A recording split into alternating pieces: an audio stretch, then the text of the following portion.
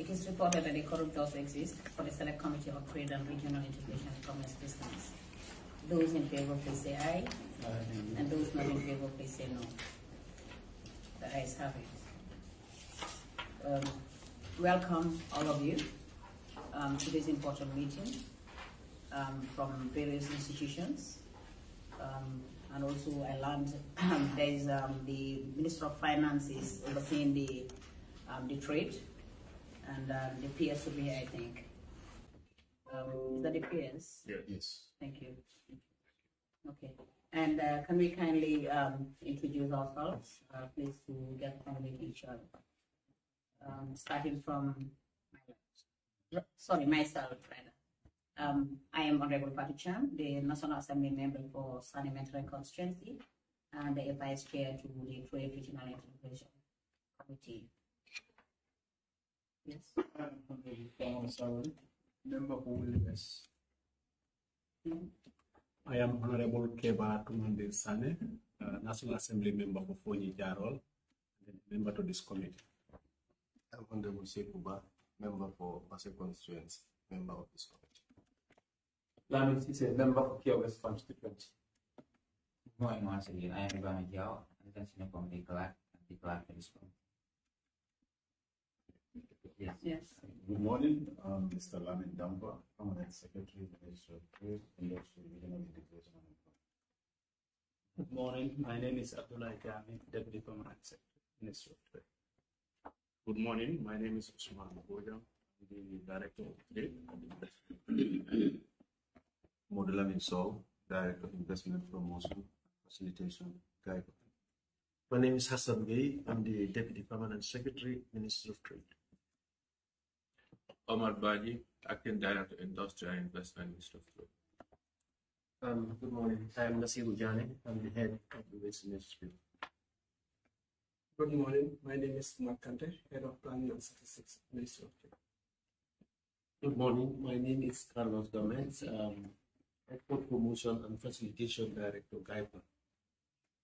Good morning. I am Awolukijan M.A. Jaro, Meteorologist at the Gambia Standards Bureau. Good morning. Aziz Balagay, Principal Economist representing the Directorate of Integration. Good morning. My name is Fanambo, Senior Human Resources, the Gambia Standards Bureau. Good morning. My name is Lady the Principal Conformity Assessment Officer. Good morning. My name is Ibrahim Diallo, Director of Standardization at the Gambia Standards Bureau. Good morning. My name is Yaya Dabo, Head of Finance and Admin, Gambia Competition and Consumer Protection Commission. Yes, good morning. I am Alhaji Sambu, Head of Legal and Enforcement at the Gambia Competition and Consumer Protection Commission. Good morning. I'm Bob Barsise, Director of Competition, Gambia Competition and Consumer Protection. Good morning. I am Basil Miyai, Director of Consumer Protection, the Gambia Competition and Consumer Protection. I'm Olusise, CEO of Competition Commission. Okay, good morning. I am Honorable Fali M. Kora, Tumana constituency. Okay, welcome all of you to this important meeting, as I said earlier. And it's a pleasure meeting you. It's the first time, of course. And I know you're familiar with some faces. Those are the new owners, rather. But unfortunately, we have one in this committee, and unfortunately, he's not here. He's not around. So, since I'm deputizing, I'm a new member who just joined this legislature, the 6th legislature, of course. And hope we'll see you many times. Thank you very much. And members, could someone move a motion to adopt the above agenda without amendment or with amendment? I move the motion to adopt the minutes. Yes. Any second? Any second? Okay. Thank you. It has been moved and seconded that this committee adopts the agenda without amendment. Okay. I am directed by the Select Committee on Trade and Regional Integration to summon you to a meeting as stated below. And the date, of course, is 6 July 2022 at 10 a.m. And sorry for keeping you waiting so long. There are certain arrangements that were taking place. We are trying to do anyway. The purpose of the summon is for you to update the committee on the ministry's policies and programs and the satellite agencies. The meeting will also serve as an opportunity to map out areas of collaboration between the committee and the ministry. By a copy of this summon, the Executive Secretary of Gccpc, I guess he's around, Chief Executive Officer of Giepa. Excuse me. He's around, yeah. Chief Executive Officer of Giepa. If he's around. He's not around, but represented by the director. He's on annual leave, and his senior manager is representing him. Director, Investment Director, Export. Chief Executive Officer of GCCI. GCCI is not here. Unfortunately, I think she called to say that it was late for her to be notified. She couldn't make this. I have prior engagement and having anything as we speak. She's sending somebody to come and register her. Yeah, but I think no. I think we need to have a better understanding of the role of GCCI. It is not a government institution. It is not surrounded by government. Then I don't think they have any role to play, coming to National Assembly. Because it's not a government institution, and it's not surrounded by government. It's a private sector organization. I'm not sure they are on the train. No, they're not on the train. No, they are not. Okay, I think we'll address that internally. Yeah, they are not on the train. Okay, we'll address that internally.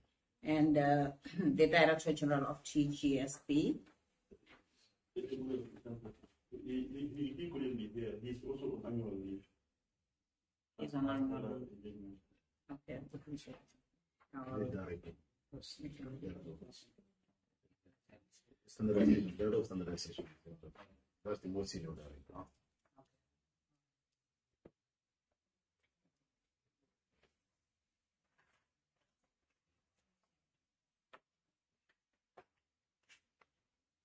As I said, the meeting is just to meet the ministry and satellite institutions which are under the ministry, like GCCPC, Giepa rather, GCCI and Tgsb, for you to update us on your policies and programs or activities or any other thing that you would like us to know. So I think we will do this by institution, rather. Yes, from the ministry. Yeah, that's what I mean. We'll do it by institution. Each institution will do at least a head or a representative will tell us something about their institution. So we'll start it from the ministry, that is the PS, from the Ministry of Finance. Trade. Thank you so much, honorable members of the Select Committee on Trade. I've just recently been moved to Ministry of Trade, although I've worked there previously for 20 years before I've been moved out to the Ministry of Health. I just moved back only about 2 weeks ago, and I want, if you could permit me, my deputy and the head of directorates will briefly focus on various policies and programs that they are dealing with, because I just also trying to pick up, as just been moved there, so that I can be in a better position to be able to, give you a more update. Because if I want to do the presentations myself, it may not be able to get what is actually required. Then I will start with Abulai, that's the Deputy Permanent Secretary, responsible for trade and integration. Then he will briefly introduce. Then Usman, that's the Director of Trade, pick it up from there. Then we have Deputy Permanent Secretary, also responsible for employment and industry, Mr. Gay. Also give you a brief account. Then we'll move to Umar Baji, who is the head of the Industry and Investment Directorate of the Ministry. And you have Assis Balagi, currently overseeing the Integration Department. directorate. And these are the various heads that are represented here, so that they can give you a better insight what is happening or what has been planned, by these various directorates, that they can be in a better position to get yourself more familiar with the issues. And we also have at the head of the Weight and Measures Bureau here with us, that Mr. Nasir Jane is currently the head of the Weight and Measures Bureau. They can also give you an insight on what they are doing, as an institution under the ministry. If you could permit me, then I could just pass the responsibility to this guy. Madam Judge?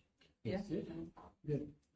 Madam Chair, I want to suggest that would have been more proper.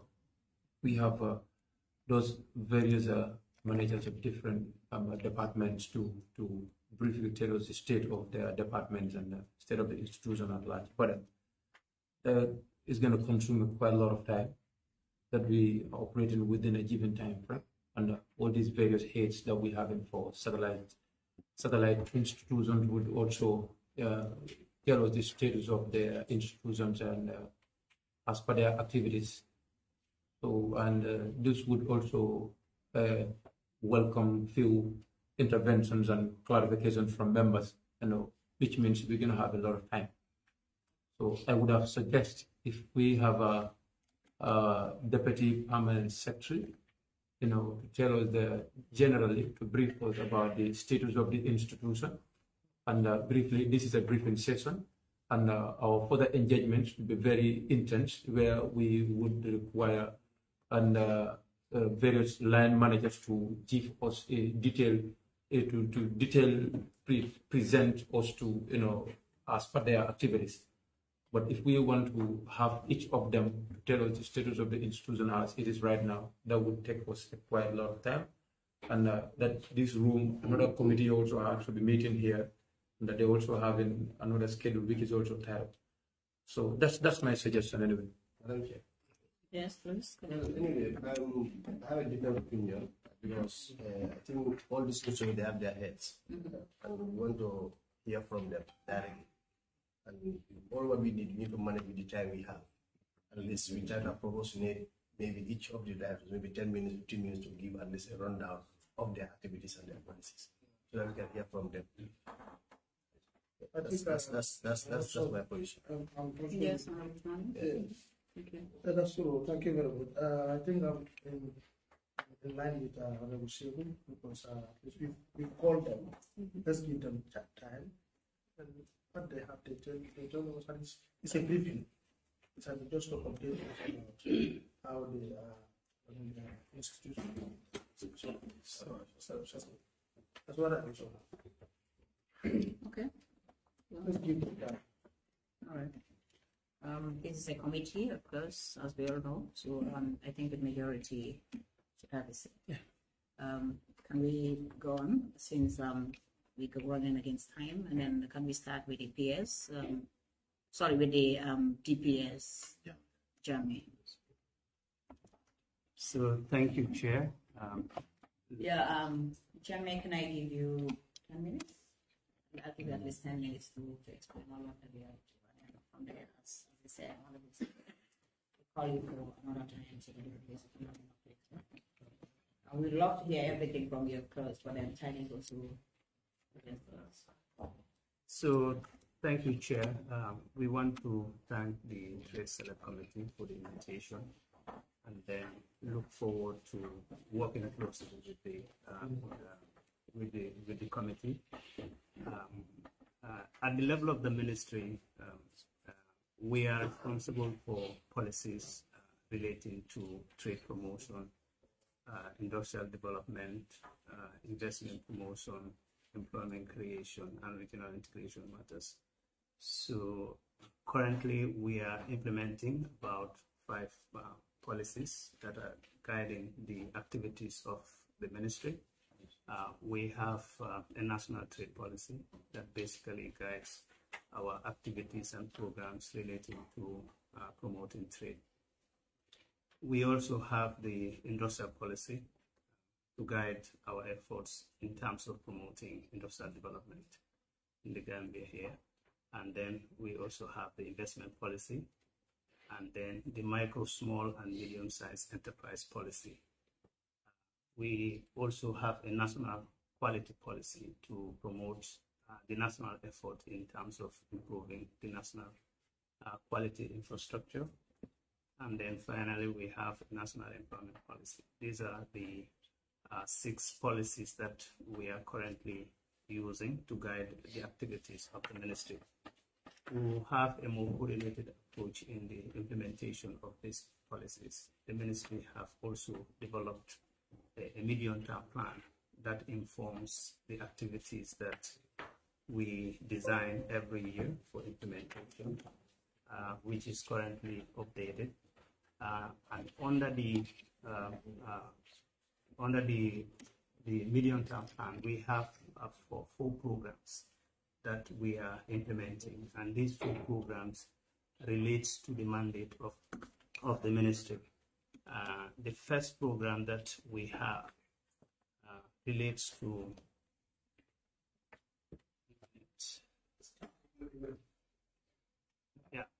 it relates to the strategic management, and this actually covers the activities that we are doing under the in terms of improving the administration and the institutional reforms that the ministry is currently implementing, as well as the planning aspect and statistics that monitor and report on a quarterly basis the activities that the ministry implements. This second program is promoting domestic trade. Promoting domestic trade, and under the domestic trade policy, we have We have 3 programs. We have trade promotion, trade cooperation and promotion, and this is the program under which we coordinate our cooperation bilaterally and also with multilateral agencies, and also in terms of trade facilitation vis-a-vis how we work with the different government institutions to be able to promote trade. Then the second program is the third program is the standardization and quality development. And this is the program that is linked to the work that the Gambia Standard Bureau is doing. So each of these programs, you will have the opportunity to hear from the directors and the agencies what we are actually doing under the program. The fourth program is the competition and consumer welfare, and this is the program that the Gambia Competition and Consumer Protection is related, and all the work related to competition issues is also linked to this program. Then the third program that we have is the industrial and enterprise development. And under this program, we have 3 sub programs. We have MSME development, and this is where we are implementing activities relating to the development of MSMEs in this country. And then we also have the investment promotion. This is where Giepa is related to, and then industrial development that the ministry is also working on. And then the last program that we have under the medium-term plan is the employment promotion. Under employment promotion, we have employment creation and skills development. Then we also have labor-intensive technologies, the Decent Work Country program, where the Department of Labor also concentrates. And finally, the trade cooperation and promotion. Under that, we also have the activities of the regional integration. So the work of the ministry is basically grouped into these 5 programs, and each of these programs relates to what a directorate is doing.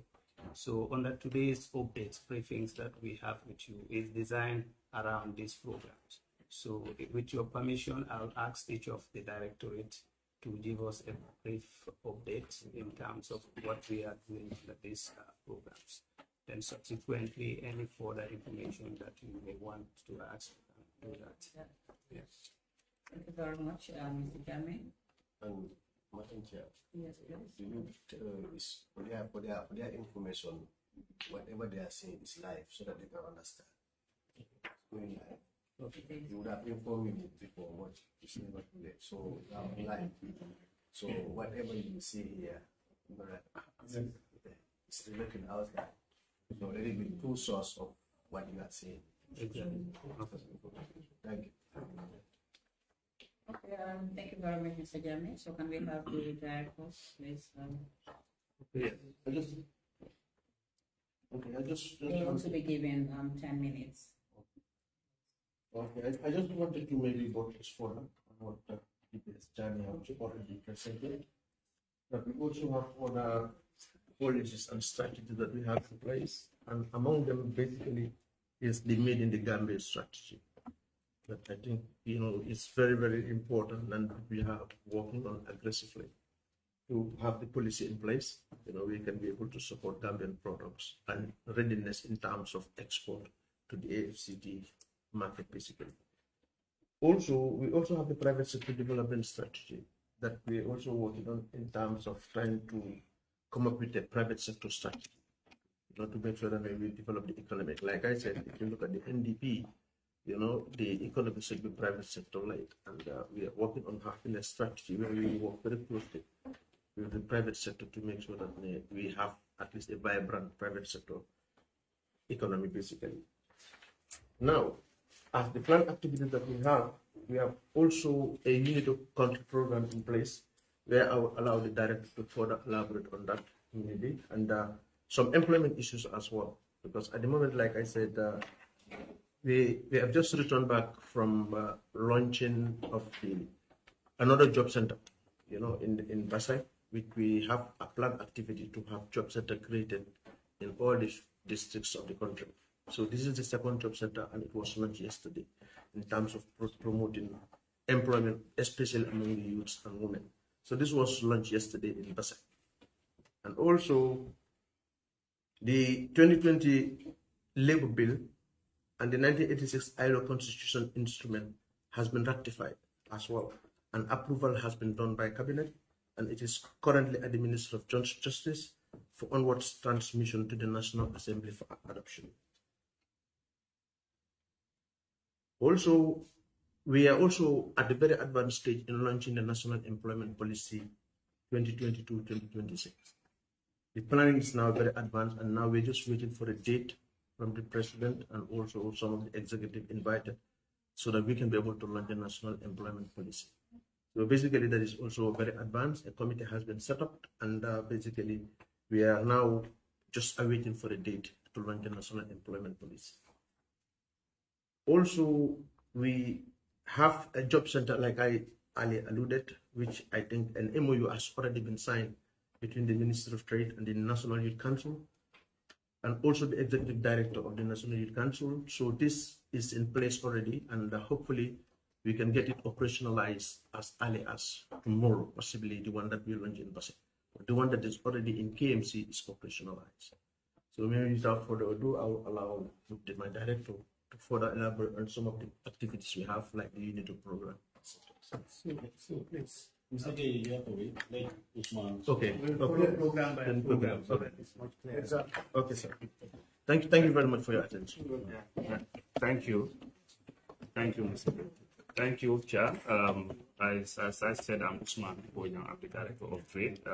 Just to buttress on the point made by DPSG and DPS government, the ministry's work is purely guided by a sector strategy. So we have a sector strategy that is linked to the National Development Plan. And that sector strategy is the MTP, medium-term plan. So we have a sector strategy that we are all trying to work within. But the objective is to achieve the objective of the our objective in the National Development Plan.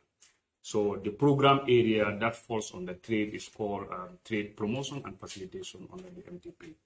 And basically what we try to do there is to promote our trade development through support to the private sector.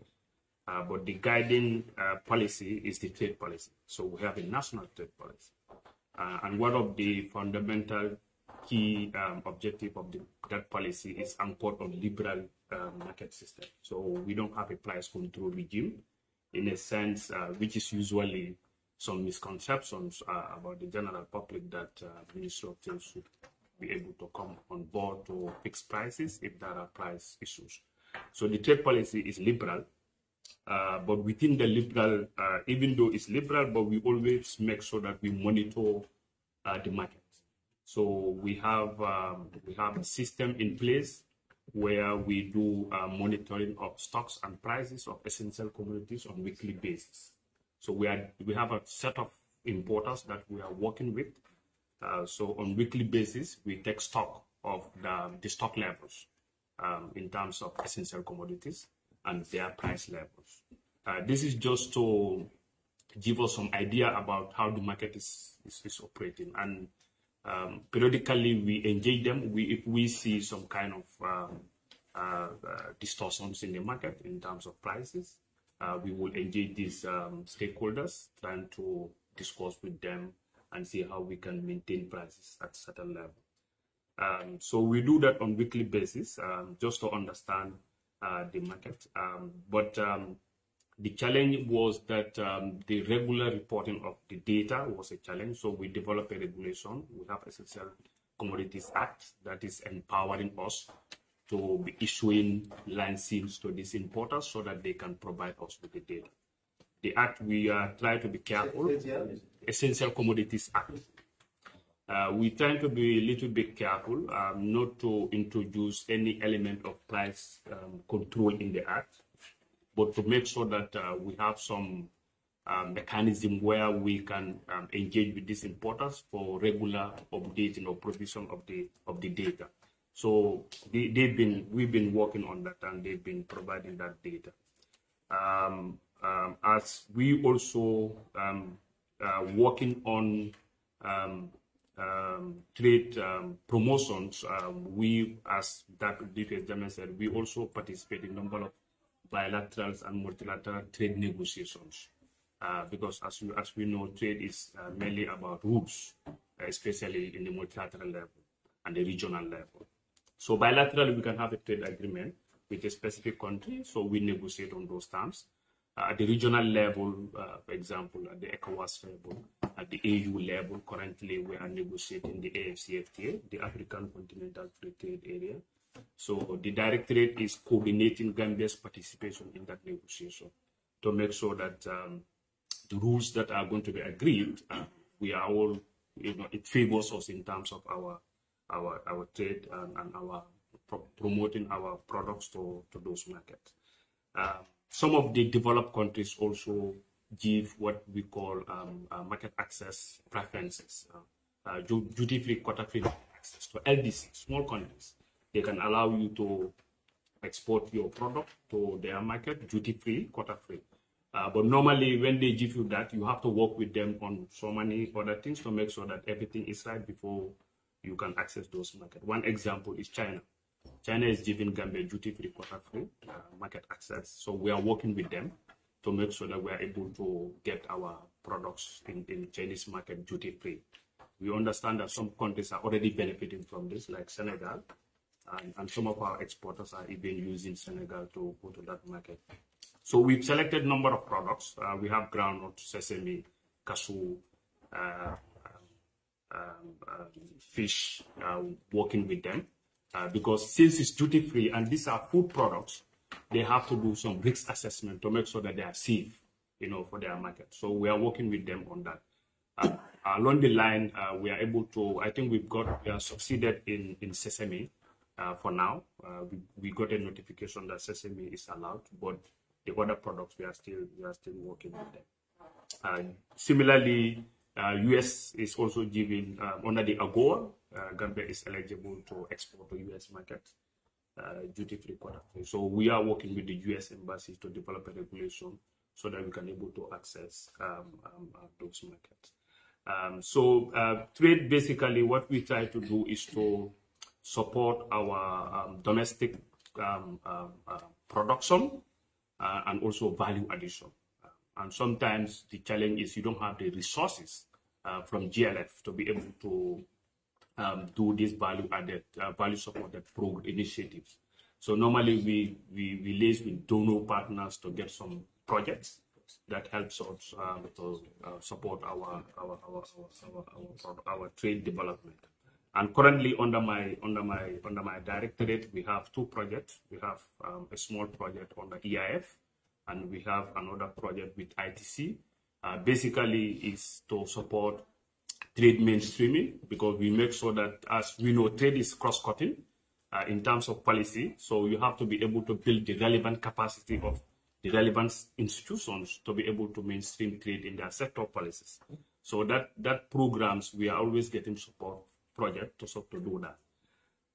The other key elements that we work on, this year we're trying to get a program under the ministry called Sea Trade Hub. It's a dedicated program to support women-owned businesses, trying to work with development partners to mobilize resources to support women that own businesses.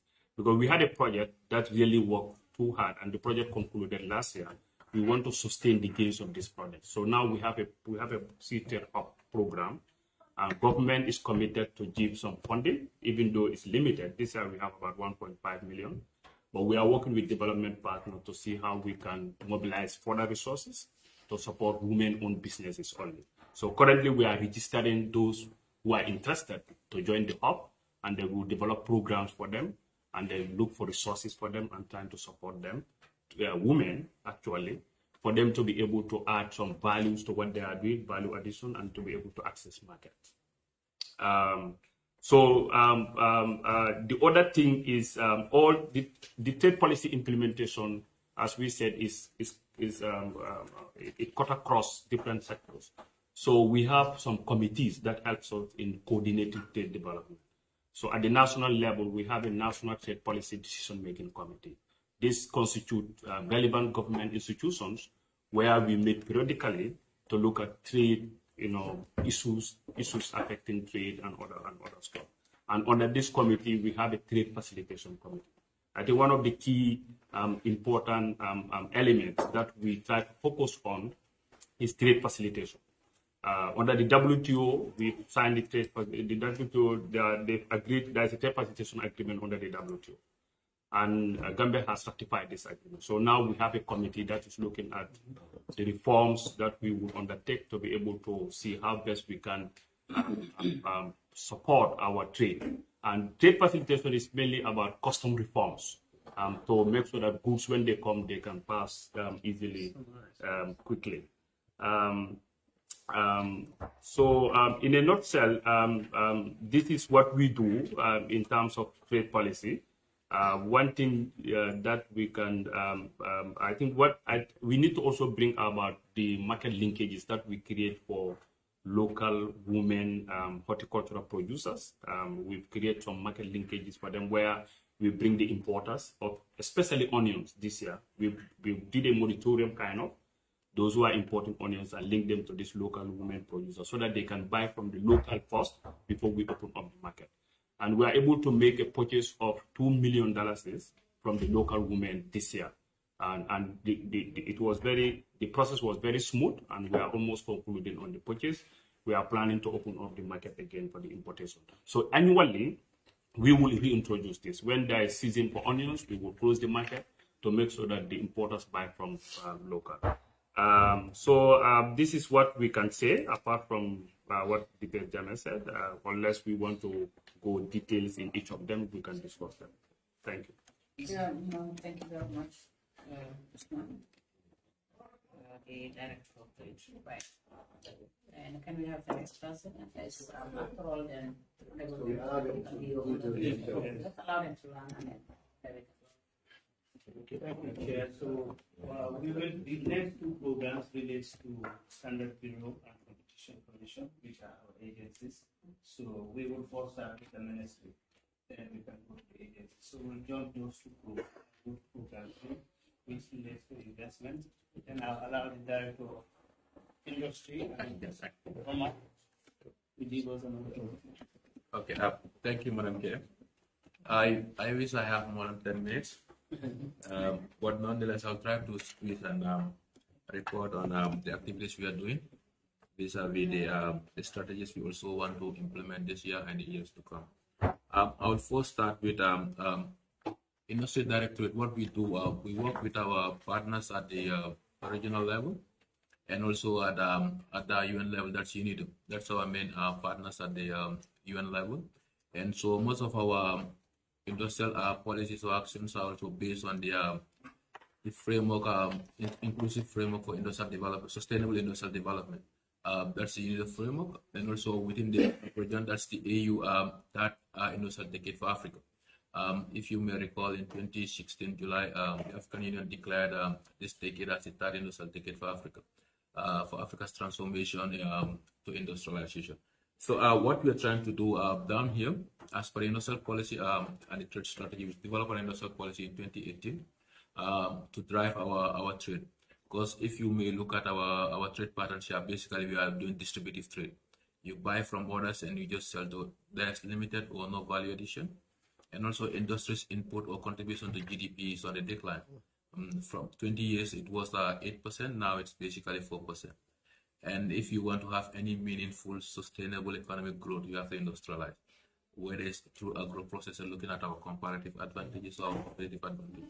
So what we are trying to do, we are trying to promote for the first time a Made in the Gambia strategy. We worked with UNDESA and UNIDO also to develop a Made in the Gambia strategy, trying to promote our local production and local value addition. So we intend to do this by developing a very stratified action plan, and also to have a cluster development strategy that will operationalize the Made in the Gambia strategy. And also, as per the MSME, as my DPS mentioned, we have an MSME policy. Under the MSME policy, we also have what we call an MSME policy implementation committee that have different stakeholders from government and private sector, from the office of the president to GCCI and other relevant projects. That will, once we work with UNDESA to develop a resource mobilization strategy. My colleague, senior colleague, Director of Trade, made mention here that we have challenge in having funding. Most of our operations, especially in industry, almost 90 to 95% of our operations are funded by partners and donors, and that's why you have it very challenging to make an impact within their ecosystem, because most of the donors also have conditions on their funds. So if you want to make any meaningful impact, government have to do the heavy lifting.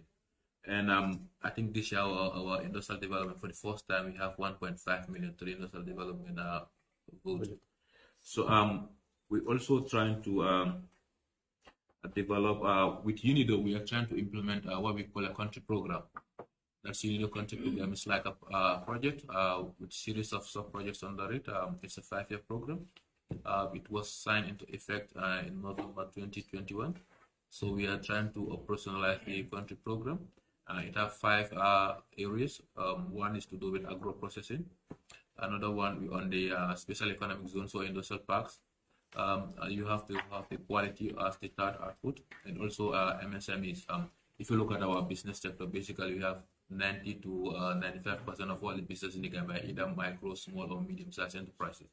And we'll also come to that. Also led for us to do, we've done a study, we call it MSME mapping, and we realized that almost 86.5% of our businesses are informal, meaning they are not registered with government.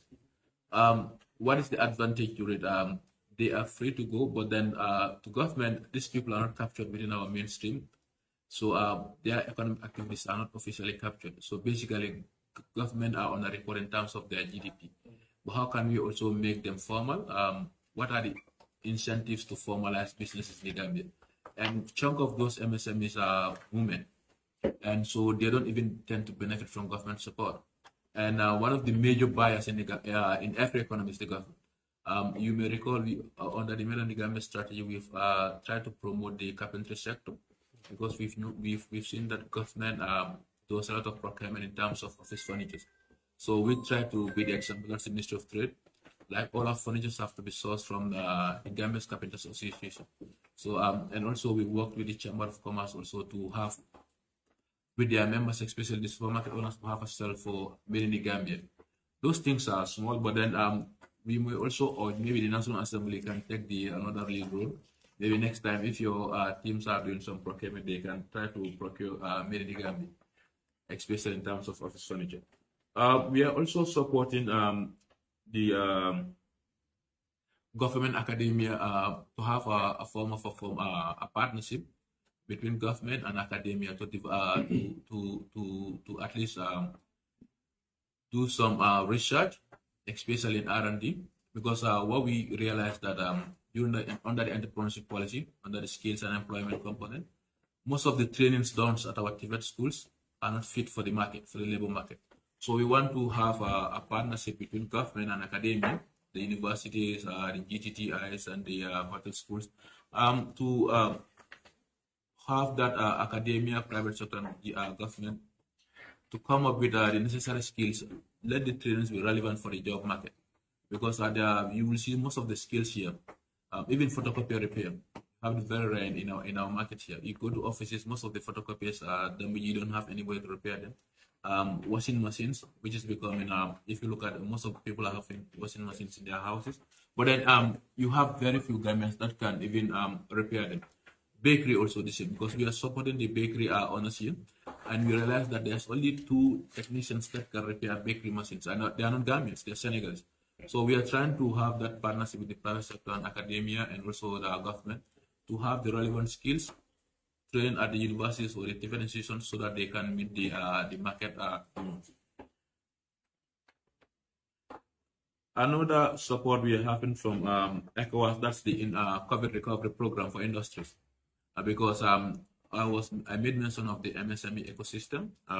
It was one time deemed as the most resilient system, the most resilient sector in the Gambia, because they aren't in the formal. The 2008 global financial crisis came, they were strong, they were not affected because they are not in the formal system. But then when COVID-19 came, they were seriously disrupted because the markets were closed to contain the spread of the virus. So what happens? They were forced to sit home. Most of them lost their jobs, basically their livelihood. Some businesses are closed forever. Some are still struggling to be on their feet. So we are working with UNDP and also with ECOWAS to come up with a COVID recovery program for them.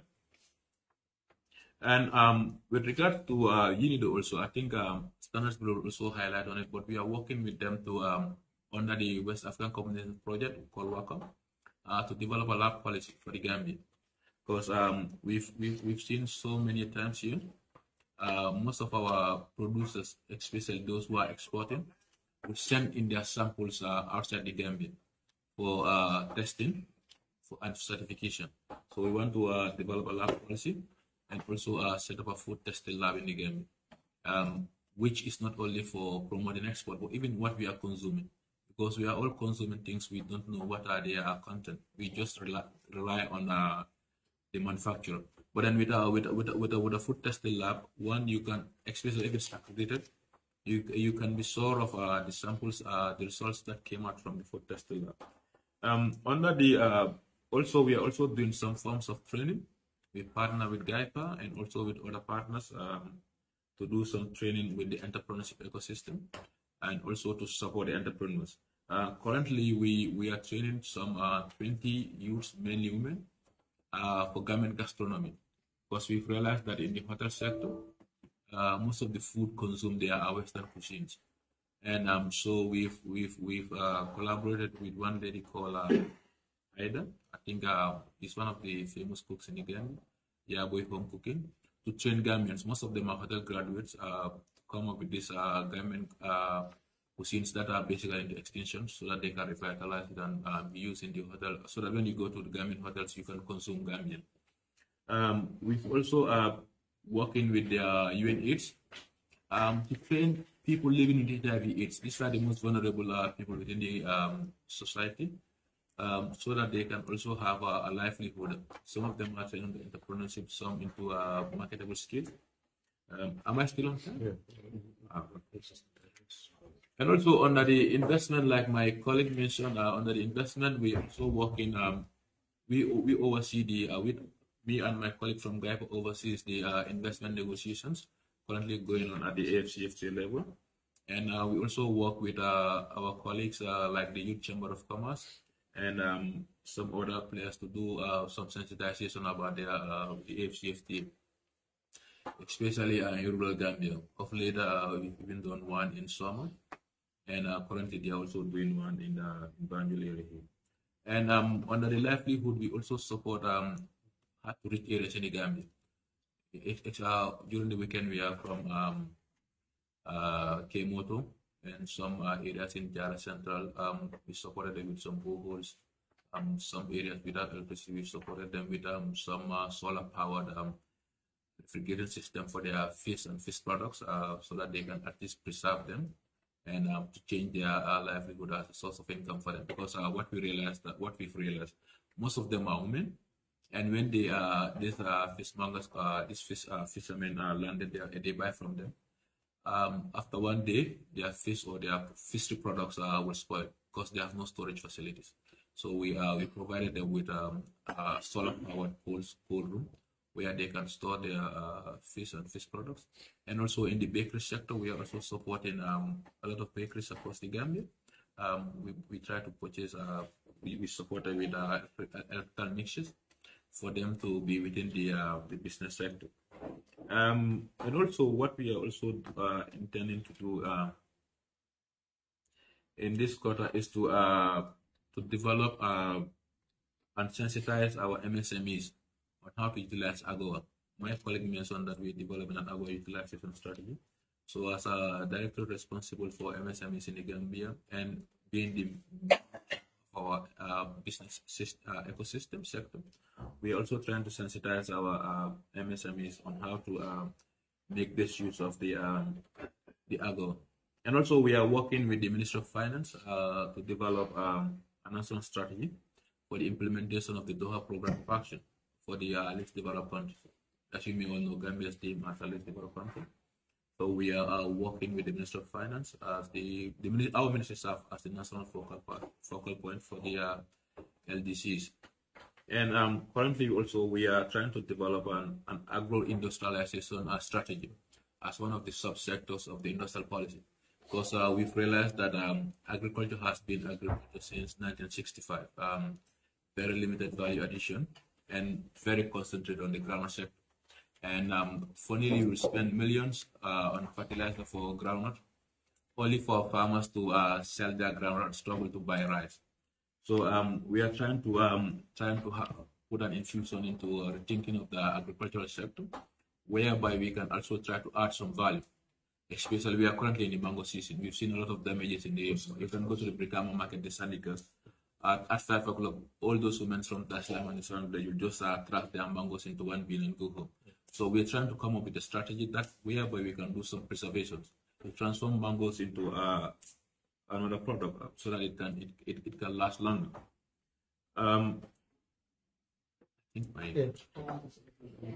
Okay, let me stop here. Probably during question and answer section. Yeah, I think thank you. So can we have this for regional integration? Then we move. That's the last program from the ministry side. Yes, thank you very much. And also, I would say thank you very much for giving support to women, especially on the solar system that is applying.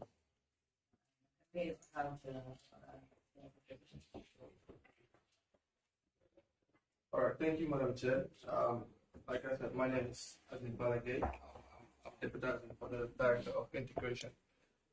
So the regional integration directorate is responsible for the coordination of all regional integration issues at the Ministry of Trade, be it ECOWAS, AU, OIC, and the rest.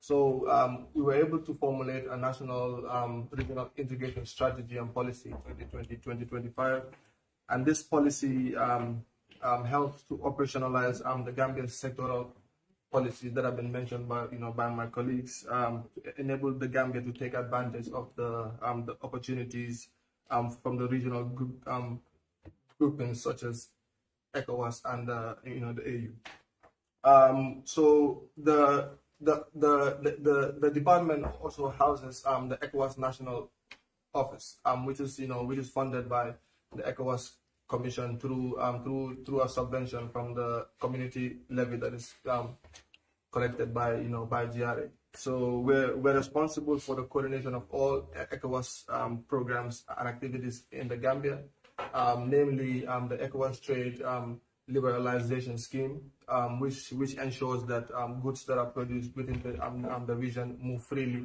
without the payment of custom duties. We also monitor the implementation of the ECOWAS Common External Tariff, as well as the community levy on goods that are from third countries.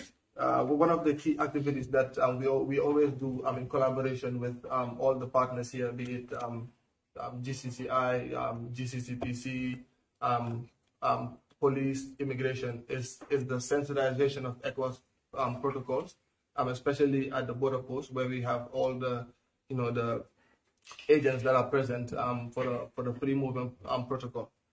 One of the key activities that we had been doing for the past 24 months is to lobby for the ECOWAS presidency, and I'm sure many of you know that the heads of state have recently appointed Dr. Omar Toure as the president of the ECOWAS Commission.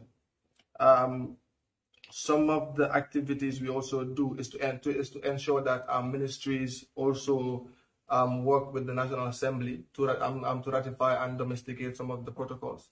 We're currently working with the Ministry of Interior and the Ministry of Justice to work on the ratification on the protocol on conflict prevention, management, resolution, peacekeeping, and security. The Directorate is also working with ECOWAS and the African Development Bank to conduct a feasibility study on the Trans-Gambia corridor for the establishment of a special economic zone.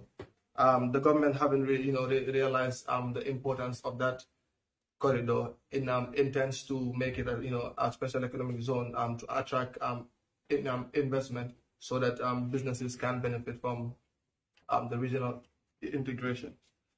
In the first few months of the year, we also worked with the ECOWAS Gender Center as well as the Ministry of Gender through the PAPEF project in the fight against child trafficking and the implementation of strategies for the protection of children's victims of human rights abuses and violation in West Africa. So some of the interventions include the reintegration of children into their homes, especially those that are returning from the Quranic schools in Senegal and the southern part as well. Right now, we're also working with ECOWAS on the implementation of the Namdi Azikiwe Academic Mobility Scheme. This is fully funded by the ECOWAS Commission, where we work with the public TVET schools. We offer scholarships to students in their final year that are doing TVET, as well as those that have recently graduated to attach them to industries on a 12-month internship program. So the program takes care of all the fees that is that is responsible for if it's the tuition fees, we also provide them with a stipend, and insurance, to cover any problems that might arise in their training schools. So these are some of the things that the Directorate is working on, and we intend to also intensify the relations we have with to make sure that the Gambia benefits from the AFCFTA as well as OIC. So thank you very much. Thank you very much, Lee. Can we have for our institution? I think in this the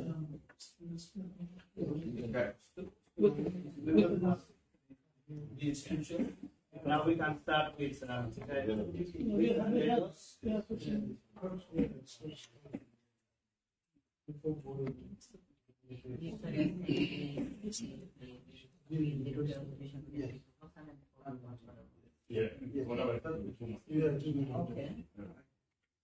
Okay. Okay, thank you very much. We've had a lot from the ministry, and some areas are really impressive, but there are some that definitely need to add up.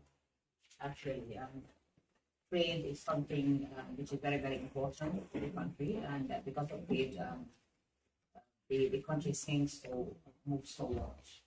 So since it is that important, I think there is a lot that we need to improve on. And I will put the floor to members in case they have an observation and interface they can. Thank you very much, Chair, and thank you very much, the Center, for a brief presentation. Just as he said, definitely we are good at planning, good at designing, but when it comes to challenges. And then every country needs to protect your businesses, economy to grow. And then I don't know how far we get in, but we are here representing people, we are here representing the businesses. And then the way the business is conducted, or the way Gambia is open to foreign investment here, it's good that we invite them, but there's no come and push our businesses out. And then, like, if you look at that, let me just give the example of this cattle trade, because our farmers are in a big challenge in it. And then you look at again this onion, I don't think we need to wait till when the people are crying. That's the time we need to protect those businesses. Because there was a time the women were crying, no market for their onions. We opened our doors. Senegal were here, their onions on sale, while our onions, no market for them. And then some of them ended throwing away their onions, which is very sad. So how are we going to protect them? We have to look at things definitely. Gambia is a small country, and then we've been blaming our leaders for the past 400 years, 30 years, 22 years. And then now I can even say it's worse if you listen to the public cry. And then yes, we are lacking human resources like the technocrats. Now, if you compare before and now, we are better off in terms of technocrats. But you look at again what the technocrats are delivering. I don't know whether I would change the name to another name instead of calling ourselves technocrats, because we occupy those offices, our people are crying more than before. So I don't know how we can move forward without the promotion of our trade policies, because this is the only thing we can improve in our economy. If not, we are not moving anywhere. We need to keep things moving. We need to move from where we are. If not, there's nothing working. Everybody's complaining. And then it's easier for, like, let me use Senegal or neighbor to bring their products here than Gambia taking our products. I don't know what we are doing. We are compromising too much on that. So that's my comment at the moment. Thank you very much, Honorable Swami. That's a very good observation. For one country, depending on more on export than import, especially by the neighboring countries. And I think this is very, very good. It's a very good observation. And I think the ministry is taking note of that. And maybe probably in our next meetings, at least we can elaborate more on that. And can we have another honorable member in case you have any question? Yes, just one. Thank you very much. What is the name again? Usman. We had very nice and wonderful. Thank you very much for that.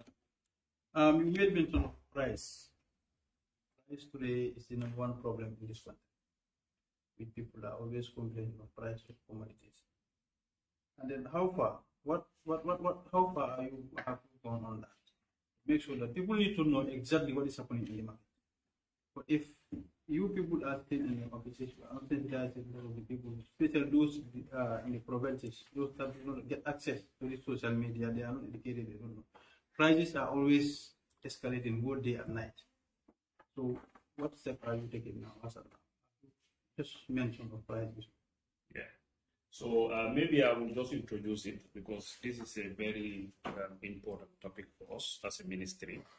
So I will just introduce it. Maybe then I can allow others to just say something about what we've been doing. As I said, the trade policy that we have is anchored on liberal economic system in the first place. So we don't have a price control. and Gambia, naturally, we are net importers. So we import most of these things. So if we have a problem in the global value chain in terms of restrictions, then it has price implication, and it affects what we import. So before the COVID pandemic, I think globally there is stability in prices, even from the source market of but with COVID, there are restrictions imposed and some export bans in some countries. There are problems with containers. Container prices were overshooting. So all that contributed into high cost of bringing consignment to the Gambia. I think before the COVID, a 20-feet container can cost you about $2,000 to $3,000, but it went up to $7,000, $8,000 up to port. So most of the price issues we observe is external. They are related to global value chain disruptions. And that is something that is very difficult for government to remedy. But we also understand that what we can do as a country is from the port, what do we do to facilitate the easy transit of this thing, so that we will not see that continuous hike in the prices. So we've been, as a ministry, we've been working with the relevant institutions. The GRA was part of the institution we are working with tirelessly, very closely, Port Authority, to make sure that essential commodities are given certain priorities in terms of clearance. So we've instructed the ports that any commodity that comes to Banjo, if it is essential commodity, food, rice, sugar, edible oil, they should be given priority button to avoid other charges at the port, like demurrage charges. This is just to minimize the impact of the pressure on prices.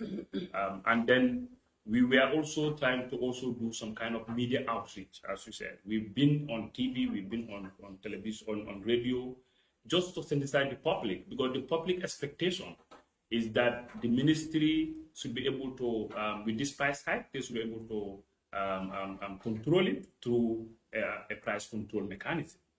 That ministry should come out to say that price of certain goods should not go beyond this level. And as a ministry, we don't have any legal means to do that, because we don't have a price control law. But what we can do is to work with the relevant trade support institutions to facilitate the movement, to make sure that there is less pressure in terms of in the domestic front, and to make sure that we also try to engage with these importers, to make sure that they also try to be kind of reasonable in their pricing, not to overprice these goods. And we did some lot of public awareness. As you recall, one of the products that is rice is duty free. There is no duty on that, but there are other taxes on that. We also try to engage government, even if we can make duty free for all the essential commodities. But that has some fiscal implications in the budget in terms of our state resources. So we look at all the means of getting these things right. We have an act, Essential Commodities Act, that is empowering the importers to give us data on their stocks and their prices. So we introduced the licensing system so that we can able to track these importers wherever they are in terms of their consignment, their warehouses and things like that. But we try to avoid to reintroduce a price control. But what we saw, our intervention as government was able to contain the hikes. So it's like hadn't been government did not come on board, it would have been much higher than what we saw in the market. So we are able to contain it, unlike other countries, because we did some studies looking at other countries in terms of prices, and we've seen that they are much higher in other countries than Gambia. Even Senegal, at a point, they have to introduce a degree to fix their prices. But even that price that is fixed by government is higher than our prices in the local. So basically, what we try to do as government is to contain the hikes through support from other stakeholders.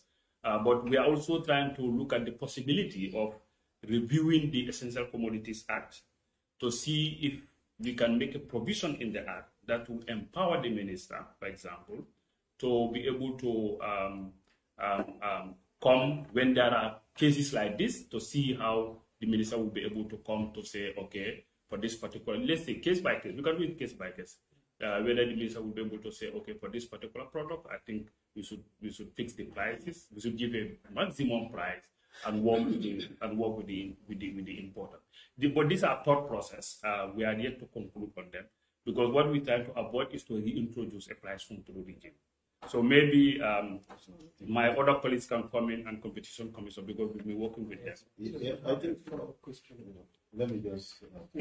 Yes, I think it's important for us to understand that price control is even more difficult to administer and more costly to consumers than what we as ordinary people, understand. Once it creates artificial shortages, because people will order, because they will not sell at a cost, less than what they have incurred, to acquire those goods.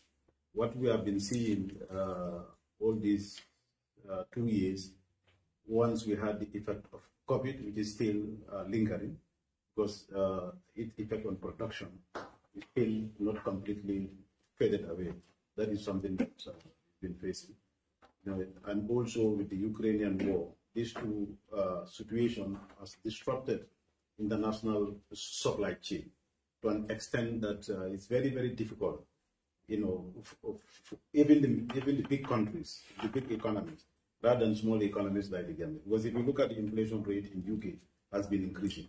America has, currently they are realizing an inflation rate that they have never had for the last 40 years in their history. Then there is a global disturbance. The global economy is going through a turbulence situation that, we as an importing country, there is no way that we can build ourselves out of it. What we trying to do as a government is to ensure that the costs that are within our control, we are able to deal with that. For example, port, you will not allow goods to sit at port, because it increases demurrage. That also add up cost.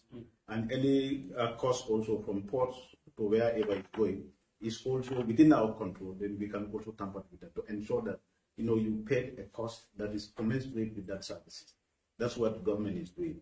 If you look at the foreign exchange now, is even yesterday I got a call that foreign exchange is sometimes not even available to be able to import, and these are all factors that are affecting the prices. Then we've been working with central bank to ensure that the traders have access to foreign exchange so that they can be able to import. Because before you even talk about the price, you are able to import the essential commodities themselves, into your country so that you'll be able to consume them. Then these are some of the mechanisms that we are trying to ensure that we are able to manage, to contain, as Usman is saying. It's a process that we are doing to ensure that we contain the price, that it will not increase to a level that will lead to crisis in this country. But I can tell you, like Ghana, I just came from Ghana last week. They are even returning to IMF, because their economy is almost, on a crossroad. And now they want help from IMF so that the IMF can bail them out. And these are countries that are bigger economies than the Gambia, and they are less reliant on import than the Gambia. Then I think it should be a concerted effort from all of us, for us to persuade people to understand that we are in a very difficult period, in looking at the global economy. It's not only, and Gambia cannot be an exception, especially when we are importing everything. And this is the time that we should also be encouraging, for us to produce things that we can produce locally, and try to encourage ourselves to eat things that we can produce locally. Well, because this kind of situation, like Ukraine, is 40 million. That's just like what the president was saying. 40 million people, the factors that affect their export, affect the whole area is more competitive than Senegal. for the last 2 years, so I can say for the last many years, recently Senegal has also been able to improve their competitiveness. They have expanded their port services. What happened after the change of government was there is a lot of business confidence in the economy. Then there is an upsurge of trade, into the economy. Then and the current capacity of port is not able to contain it. And that's what is making it expensive for you to import directly to the Gambia, because the shipping time, the cost of coming to the Gambia. Because if when the ship comes here, for example, if you have to spend 24 hours in Senegal, you have to spend 2 weeks in the Gambia. And that's a lot of cost for the shipping agency. Then they would not want to import that for nothing. And that is really affecting our importation. Senegal has to improve their ports, and they are able to overtake us. But I'll tell you, with the new expansion plans of ports, if that goes right, there is no way that Senegal can compete us. Because if you look at our system, our processes are more simpler and more efficient and less costly than Senegal.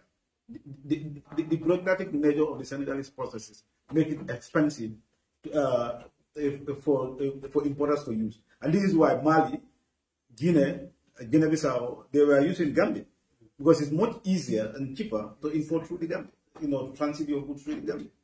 But because over time they are able to invest and overtake, and they have overtaken us. But this is something that's how economies works, and that's how the country. So you agree that they are losing our business? No, but this is just a short period. It's just a short period. Yeah. And maybe if I can add, Chair. Sorry, honorable members, if you can ask permission. Yes, thank you. Thank you. And thank you very much for that motivation, Honorable Chimani. Yes, I was going I have a few observations, not actually observations, but questions. And, but I think you're taking time, right? Yeah. And, to Usman, right? Yes. And it's not something that should be new to any one of us. We talked about the liberal market system, which is actually the kind of government system that we have in place. And of course, once we have that kind of governance system, it has to be reflected on our trade system as well. So, but then when it comes to, since you talked about duty-free for rice, but then there are other taxes which are levied on rice importers. And what are some of those taxes? Because this is very, very important. The local people are always saying there's no tax levied on rice importers, and yet day by day, the price of rice is increasing. If you get to Kiang, it is $1,650. If you get to some part of Java, it is 1,500, and this. If you get to sometimes even in the same areas, the price is varied, here and there. And you've talked about the taxes that are levied on rice imports. What are some of those taxes? Yeah. So custom when you import, I think by the custom, they charge you a duty, custom duty. So there's custom duty that is range from 5 to 35%. So we have 5%, we have 10%. We have 20%, we have 35%. That's custom duty. But aside the custom duty, you pay other percentage of what? Of your CIF. That is how much you bought your goods plus freight and insurance to buy. That is your CIF to buy. So, for example, rice would have been 20%. 20% CIF. But that is duty free. So duty is free for rice, but you have some other charges, but these are very minimal charges. What are those? You have a charges called processing fee that you have to pay. 0.5 of your CIF, AU 0.2, AU levy. These levies are contributions to these institutions. ECOWAS, before we do, member states will have to contribute to the budget of ECOWAS as a member state. But now that has a problem, so now they translate this into levies for imports coming to ECOWAS, outside ECOWAS, coming into those member countries coming outside ECOWAS. So we have AU also is doing similar thing, which is 0.2%. But if you add these together, it's about 2.2 of LTI.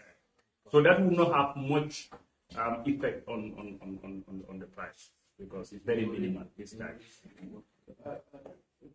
I would suggest we domestically work on some of the issues that are happening at the ports, and internally how goods are moving, because we definitely know the earnings of the majority of the civil servants of this country, and some are even earning less than $4,000. You need to buy a bag of rice of $1,650. Your kids need to go to school.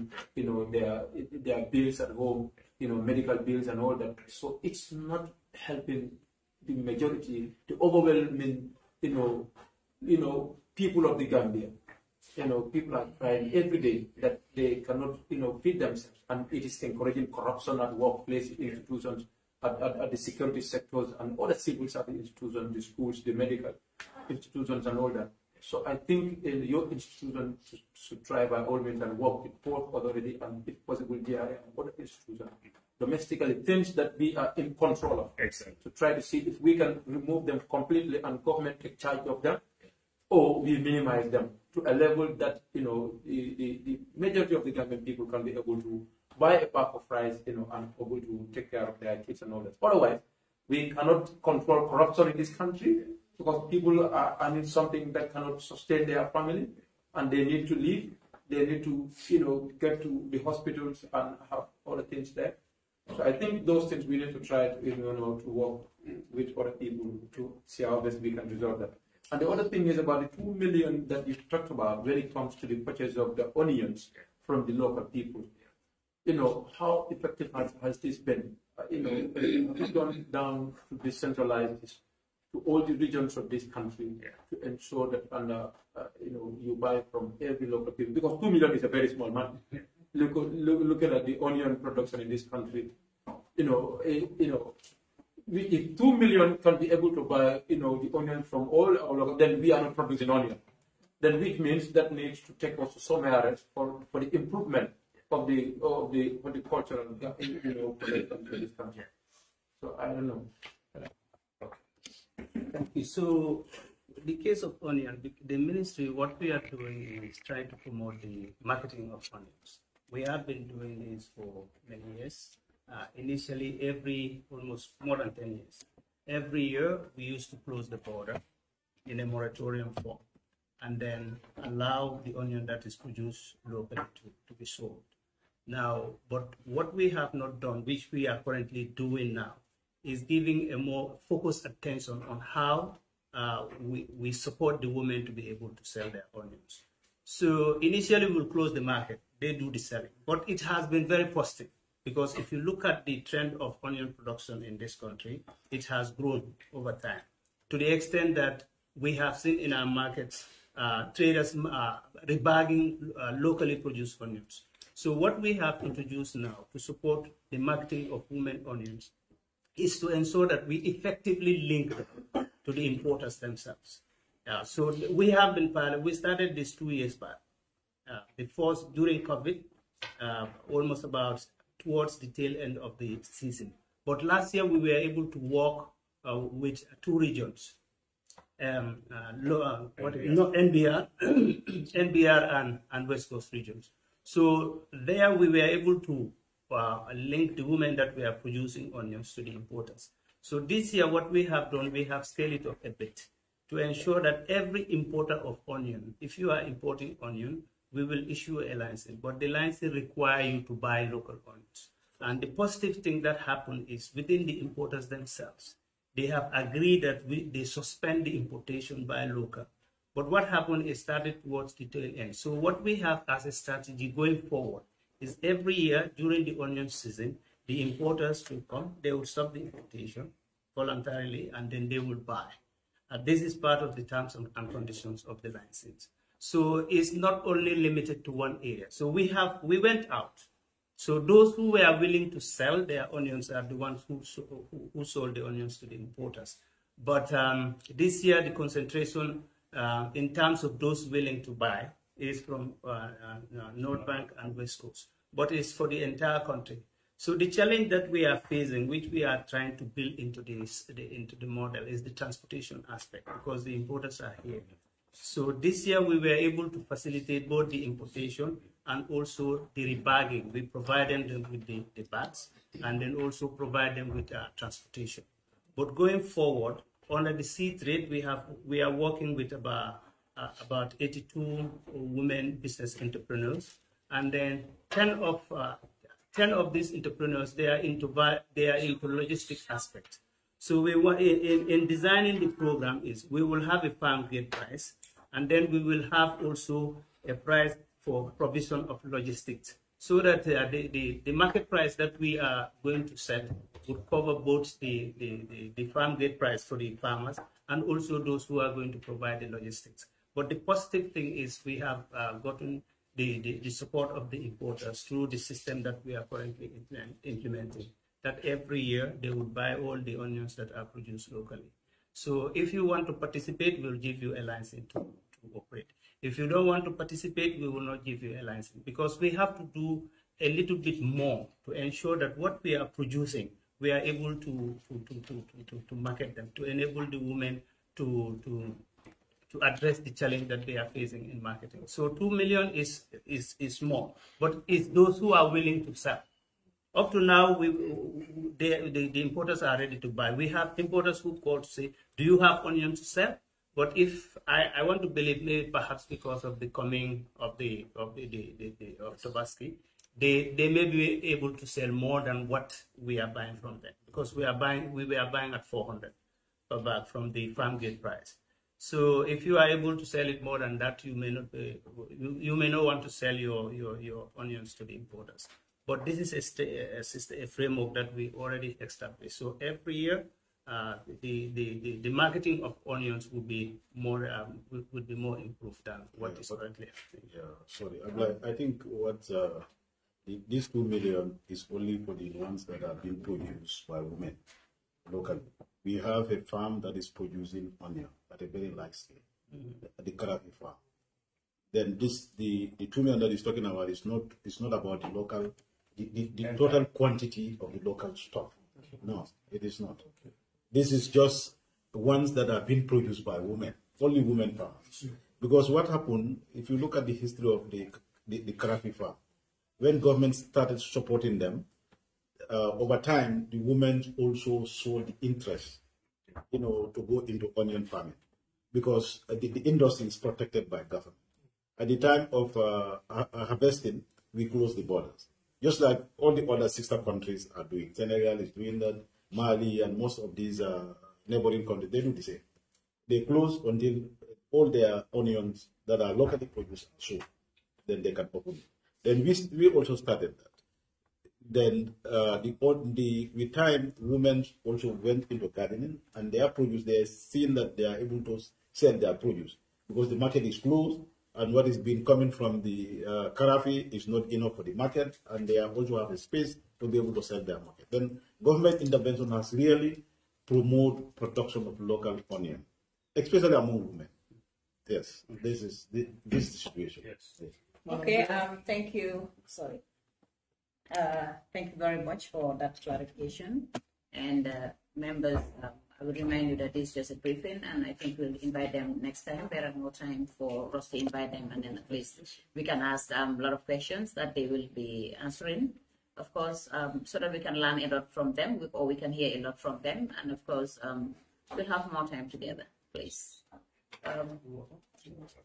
Yes, I would say the reviewing of the Essential Commodity Act, that one you need to speed up at least, because I know Gambia is sinking every day because of trade. And our economy is going down, absolutely it is. And Senegal is enjoying that we're supposed to. So I think trade has a lot to do, actually. So,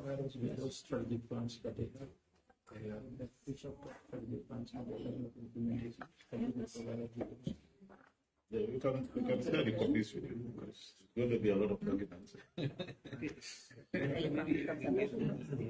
Yeah. The club will sell that.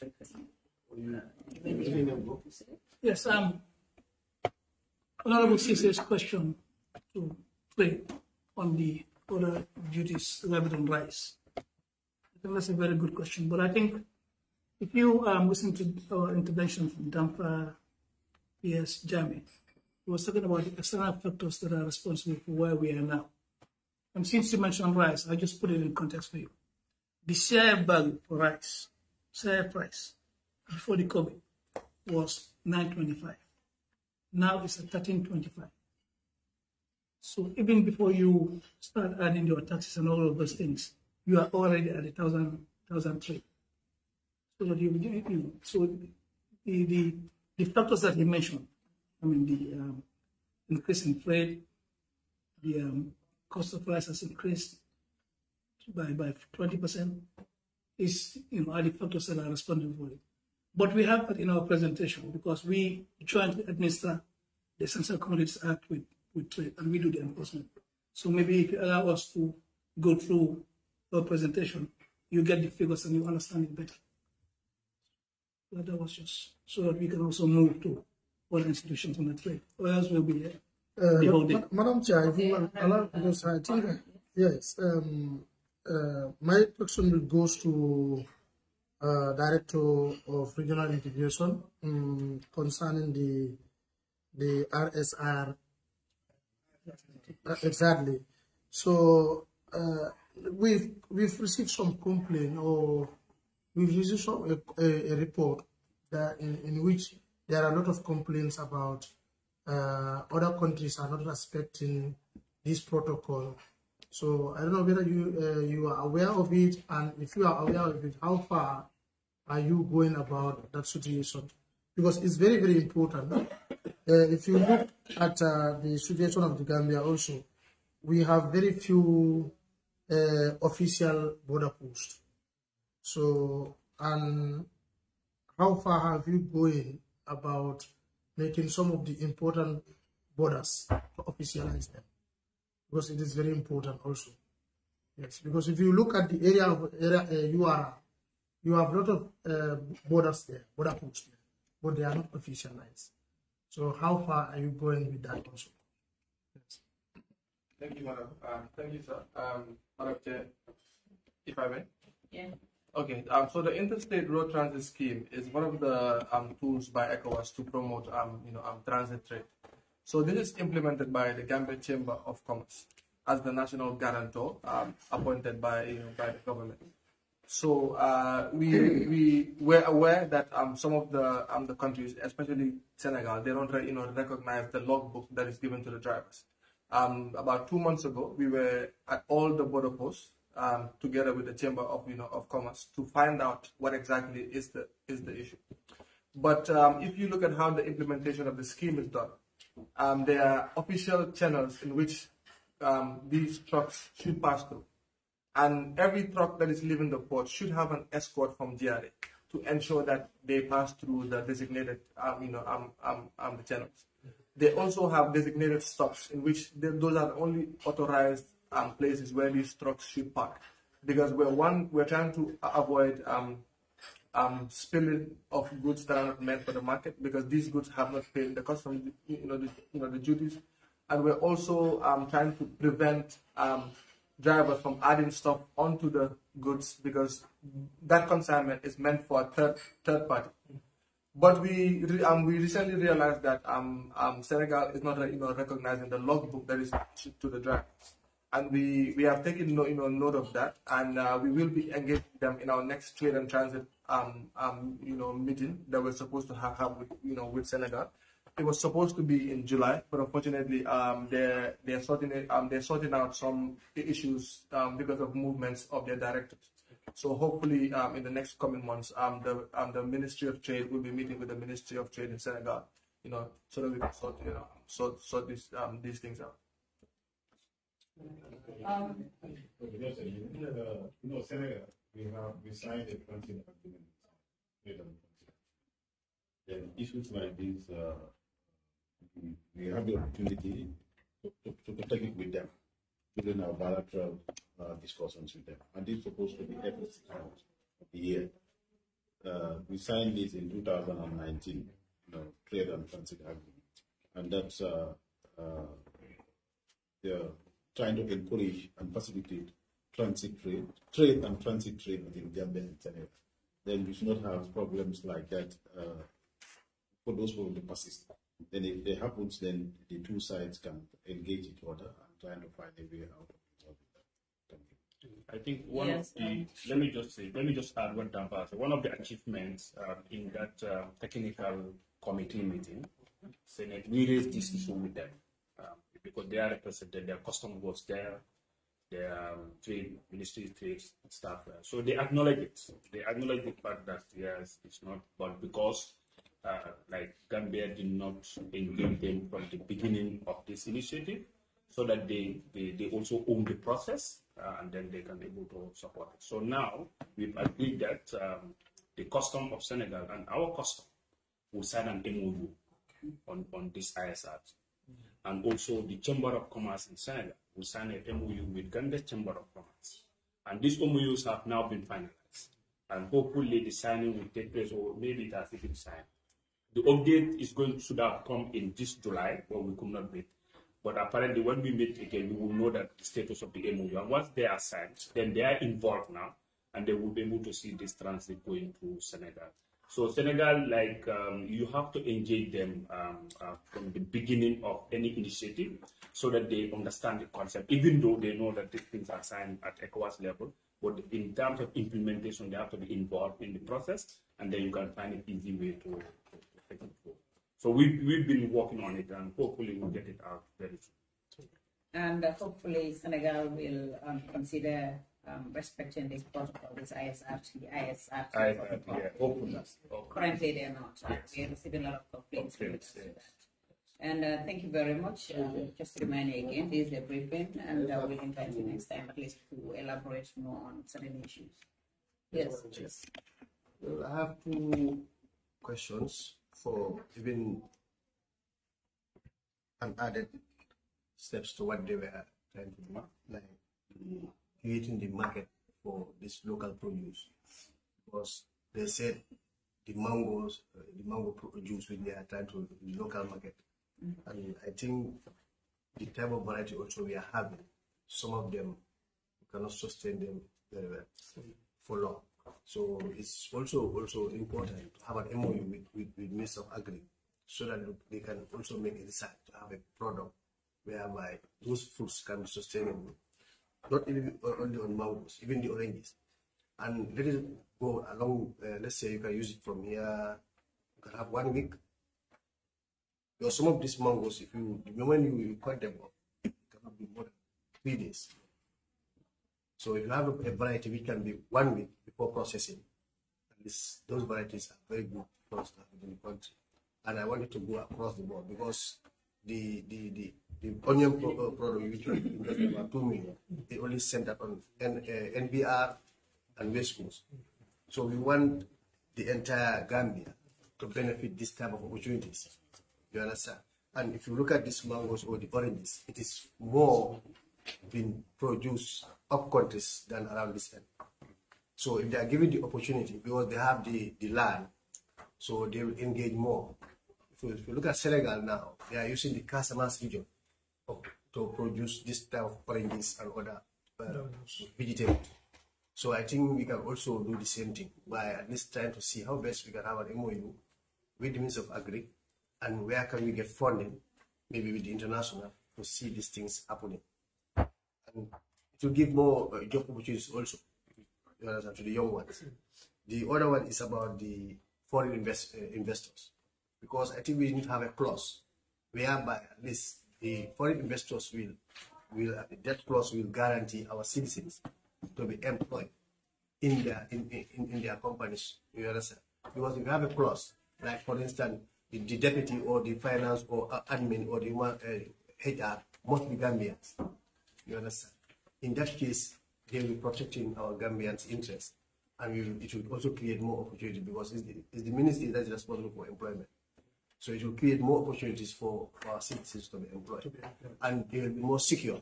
Because if you are looking for a job, you consider about 2-3 things. That's your future and your security. So those things are very important when looking for a job. So if they are employed in this foreign investment, so at least if they have Gambian being the HR or whatever, at least, or find the finance manager. If you look at the remunerations, at least if we create this amount, at least they benefit something out of it. Because we have been harassed. They are taking advantage of us, like the Indians or the Chinese here. They come and invest their companies. They in fact they take Chinese into the big positions, and at the end of the day, most of our people, they put them into unskilled labor work, which is not fair. Yeah. You understand? So we need to put into consideration all those areas. I think it's important for us to consider that. You have a clause whereby we tie them up. If you have to be given a license, you must obey or have this required those conditions in place. So I'm just appealing for us to look at it and see how best it can be incorporated. Okay, thank you very much. Allow, sorry, PS. Allow the PS. Okay. Yeah, I think what you said makes a lot of sense, and we've been working around that. Yeah, not actually putting in the investment act. What we are doing, the new labor act, emphasize that any position that we want to fill, it must show evidence that a Gambian cannot occupy. It must show that evidence. For example, if you want to hire a director of finance, and you went to hire an Indian, you must produce evidence that you advertised this position and you couldn't find a qualified Gambian to man it. Without that, it has to be a Gambian. Whichever position that a Gambian can be manned by a Gambian. The new labor bill that's supposed to come to the National Assembly before the end of this year. We are hoping that before the end of this year, it will be taken before the National Assembly. If we are good at, then with all these things, all these complaints, they are likely to go away. Thank you, PS. I think PS, you could prepare a summary of this presentation and send it to the committee, which will help us a lot. Really. Can we also allow the other institutions at least to do their presentation, because time is really against us? Madam, the report they're supposed to submit is not a summary. Because it's a document that will be in the file. The summary is when they are doing the presentation. Or if it is about the documentation, it can be a summary. No, just the presentation can be in the summary. Starting area. Because we need their sign plan, everything, all their policies. Exactly. That should be embedded in that. This ministry has a lot to answer, definitely. I'm not asking to be accurate, but it is a very important ministry. It's not going to be about that. The only one is to give us no, in fact, it's a family, it's a team. Exactly. We work together to make. Thank you. Good afternoon. I'll be very brief. The Gccpc, Competition and Consumer Protection Commission, we have 3 mandates.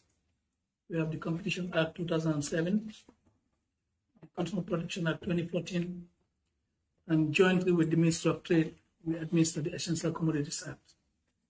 For Competition Act 2007, we ensure and enforce competition in all sectors of the economy. We do that through a board of commissioners. They sit as a court, first instance. So we do our reports, we submit it to them, and they do the determination. For the Consumer Protection Act, we have a tribunal in Bundung. We have a principal magistrate, and we have a panel of 3 other members. So what we do with the Consumer Protection Act is, if we can resolve things through ADR, we do it at the office. If not, we escalate it to the tribunal. For Essential Commodities Act, we work with the Ministry of Trade. We have a directorate also on the Consumer Competition Department responsible for that. But I'm the executive secretary. So what I'll do is we have a strategic plan 2019-2023. So everything that we're going to report on is anchored on that. And that strategic plan also was anchored on the NDP. So I'll just allow my directors to tell you what we're doing on the competition, consumer protection, essential commodities, the review of the Essential Commodities Act, which is in progress. So the Director of Legal will tell you how far we've gone and what steps we are taking on that. Thank you very much. Can we then hear from the Director of Legal? Thank you very much. I'm Basir Unjai, the Director of Consumer Protection. One of our key mandates is to conduct research and also investigations. So in relation to research, the main purpose is either to find issues that we can advise government on that affect consumers and competition, or issues that need to be further investigated. And it gives us knowledge on specific sectors. So we just concluded some few months ago research on the real estate sector. We've been receiving a lot of complaints in relation to real estate. So we did a study, after which, once validated, we formed a task force which is coordinating the implementation of the recommendations of the study. We have had a couple of meetings with the Ministry of Lands because we have found out that that sector is unregulated. There are no up-to-date laws, and there are a lot of fraudulent transactions from the real estate companies, even down to the alcalos and all these things. So we've brought out a lot of issues that need to be addressed. So currently we are working with the Ministry of Lands, even though it's a bit slow, but we are trying to convince them and also develop some proposals on what we feel should be included in the new act. The committee that was, the task force included the Association of Real Estate Companies and about 5 more agencies, including even the Gambia Bar Association. So we have developed a proposal which we have sent to the Ministry of Lands. So we are still awaiting their feedback on it. Currently, I think about 2 months ago, we have also started a study on the school sector. We've been receiving complaints on some unfair practices or restrictions, or even sometimes exclusivities that some of these schools are forcing the children maybe to buy uniform from certain areas, or even books. They will package everything together. They wouldn't have a choice to buy books from elsewhere and all these things. So all these things are contributing to the cost of education. So we have met with the Ministry of Education. We have had their blessing. So we just started conducting the study. We are currently doing for both grant schools, public schools and private schools. So it will be a nationwide. All our studies we do it nationwide. So we would interview the schools, some of the bookstores as well, parents, and even some of the students that are at a higher level, to understand some of these issues. That way we can address these issues holistically.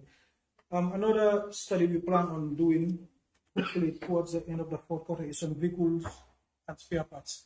It's becoming a very problematic, especially these second-hand vehicles. We receive a lot of complaints in relation to them. So the trend we have normally is based on the complaint trends. We determine which areas should be prioritized in terms of conducting studies to advise government accordingly or to conduct further investigations.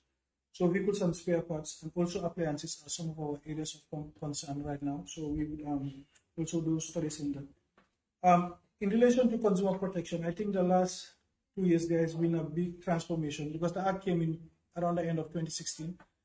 So about 2 years ago, we were having about 50 to 60 complaints a year. But right now, within 2 years, we are having up to 300 complaints now in a year. So it has been a big jump. And I think one of the main reasons is we have had collaborations with the police. We have gone to all the police stations in the West Coast region, sensitize them, and also have our numbers and also the complaint procedure. What is happening now is, before, a lot of consumer complaints go to the police and they don't know how to handle it. Sometimes they will see and how to mediate. If not, they don't know how to handle it. But now that they know that we exist, they do send a lot of complaints to us, and then we do administer it. And also we have had some TV advertisements on QTV, I think about a year and a half ago, which has had a lot of impact. So right now, because of the number of cases, we have developed and assigned case agents now. We have changed the way of working. That way we can handle cases in an effective manner. And I'm pleased to say that I think up to date right now, 60% of our cases are solved at our level with mediation. We mediate and 60% of the cases are solved by us, the staff, and only 35% is going to the tribunal. The rest are either referred to sector regulators, or sometimes what happens is we call it withdrawn and settled, because normally if a complaint comes, we call a business person, instead of even them coming, they would just say, call the consumer and tell them to come back, I will pay them. So normally we consider that withdrawn and settled. So I think that is not even part of the 60%. So if you add that to it, maybe almost 70% of the cases are solved at our level. In relation to investigations, currently we have engaged FSQA. Just 2 months ago, we just sent a reminder to them to do joint investigations when it comes to labeling and also expiry goods, because we want to do inspection checks starting from the Greater Bayou area, going to West Coast and other regions when it comes to labeling and expiry of goods. FSQA are the sector regulators, so by right we want to engage them and work with them. But nonetheless, if they are not available or they are focusing on other things, we would want to start as soon as possible. So we're just waiting on their feedback, because these are certain things that we feel that we can be able to do. And also we have engaged Weights and Measures Bureau as well to do some joint investigations to when it comes to weights and measures and of some of these things. So we are still awaiting their final feedback. We'll work with them and the Standards Bureau. We have had some few meetings, so but we are yet to start fully. And another thing is we are working on digitalizing our whole complaint system because of the COVID, we have learned that it's important to go digital. So we are trying to ensure that consumers can complain from the comfort of their homes or anywhere. They don't have to physically come to the commission. So that is something that we are working on. It has gone far. And I just want to state in relation to consumer protection, we are mandated to have a tribunal in each administrative region.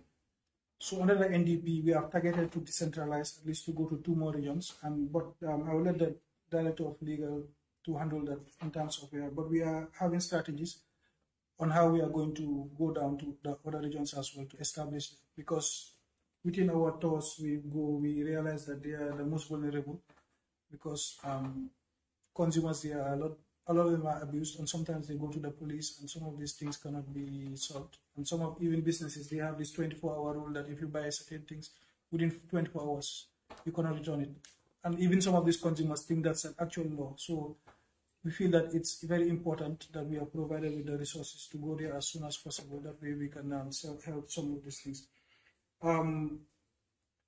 We have also conducted studies in the banking sector, and we are working with the central bank to finalize a consumer protection guideline in relation to the financial sector. We think that is very important. And also when it comes to national financial inclusion strategy, consumer protection is a pillar too, because we want to educate the population on financial literacy and all these things, transparency even, because the study found that there are a lot of transparency issues when it comes to bank charges and things like that. Most of these charges, they are done without the consent of the consumers. They are not even aware. Sometimes you just receive alerts that this and this. You don't know what the purpose of these charges are and things like that. So those are all things that we are concerned about. And it's welcoming that the central bank now are willing to set up a consumer protection unit. Before, they did not plan to. But now once they have that unit, it's going to be very easy for us to collaborate with them and work with the banks when it comes to facilitating some of these things. So I'll just stop there for now. Thank you very much. Thank you very much. It's good that at least we have 60% of your cases solved by the office, and then at least the balance of 40% by the tribunal. And we're hoping for you to increase that at least. That's a very good move, and good luck for the future. And also for the consumer protection, also like in some cases, like in some markets, for example, like Serekuda, Banju, these main markets, or become in fact. Sometimes you go to some markets and then you'll find some products already expired, and they'll be selling it in the market at a very low price just to get rid of it before the price control or your office will come up. And I think you should have a team at least towards the end of each year, every month rather, to go right into the markets to see if they can stop that, because this is really seriously affecting the health of Gambian people in terms of these expired items. Thank you very much. Since I said this is just a briefing, and we'll invite you next time. At least we can elaborate more on such issues. Really, thank you. Who next?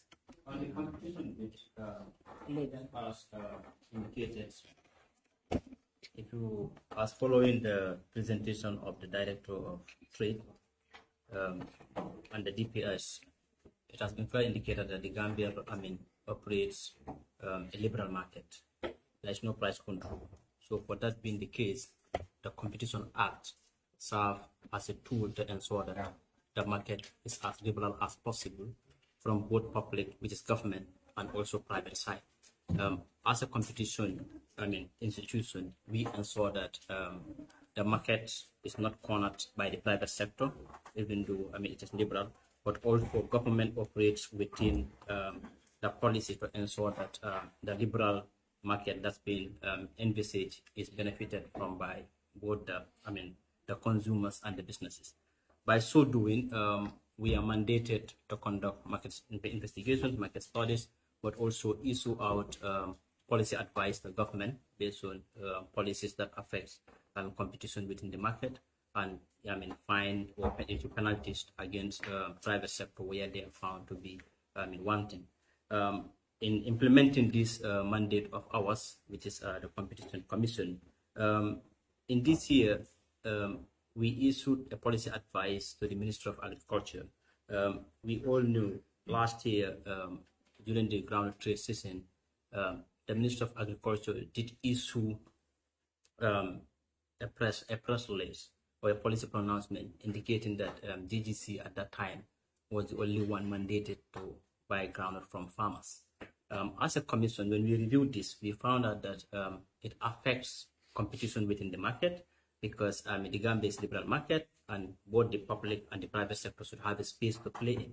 And when we reviewed, we found out that as per the time of the publication of this press release or the policy pronouncement, the GGC was buying for something like 20,700 from the farmers, whereas the private sector was buying for 23,000. So, which we felt to be very, very unfair. You conducted a market research in this and shared this document with an advice to the Ministry of Agriculture through the Permanent Secretary. And thank God, the report was welcomed by the Permanent Secretary. And then the recommendation of the Commission was promised to be fully implemented by the Ministry of Agriculture through the Permanent Secretary. On the essential commodities, as a Commission, yes, we know there is COVID, we know there is Ukraine-Russia war, but we ensure that in spite of all these realities, the market is as fair as possible. Businesses do not seize advantage of these realities to be able to exploit consumers. So what we do is we've strategized a market surveillance system at the Commission. Every 2 weeks we enter the market, and we selected Banjul market, Serakunda market, Coastal Road, and Brikama added Gimpex for construction materials. I'm sorry to order honorable members, due to the size of the Commission and our resource package, we could not go to the other regions. But these markets I've mentioned, every 2 weeks we'll go in to gather the market prices, looking at the trend of key commodities in the market, compare it with the prices at the international market, that is CIF to Banjul. And this will now tell us whether the prices we have is determined by the external shock as been explained, or as always been explained, or there are other issues behind it. And after periodically, we share our findings with key government institutions, but also we go to the media, that's the radio and the television, to share these findings with the public, to ensure that everybody knows what is going on. As part of, as a result of some of our findings, currently the Commission is conducting a market investigations in the rice market based on some of the suspicions we have. We also conducting another market investigation in the dairy product, which is evaporated milk, based on, again, from the market surveillance and engagement, what we've found out. We are also currently conducting another investigation in the LPG market, because we all know that the price of gas all of a sudden shoot up to the roof. It's yield public outcry. The Commission has gathered data from the players themselves, which is being processed to ensure that at least to verify that whether the prices are competitively determined or otherwise. We are also conducting a market investigation into the black market. Again, we all knew what happened shortly. Just a while ago, the Commission has initiated a market investigation into this market to ensure that whatsoever is being done is in line with the liberal market, to ensure that at least these things are competitively determined. The Commission is also currently, as we have almost completed a cement market investigation that's been conducted by the Commission to ensure that the cement market too is as liberal as possible and the prices are determined competitively. On market studies, currently we are conducting a market study in the pharmaceutical sector. The Gambia Competition and Consumer Protection Commission is a member of the African Competition Forum. And African Competition Forum, which is the ACF, is a membership of about 41 countries all over Africa. So periodically we conduct market studies.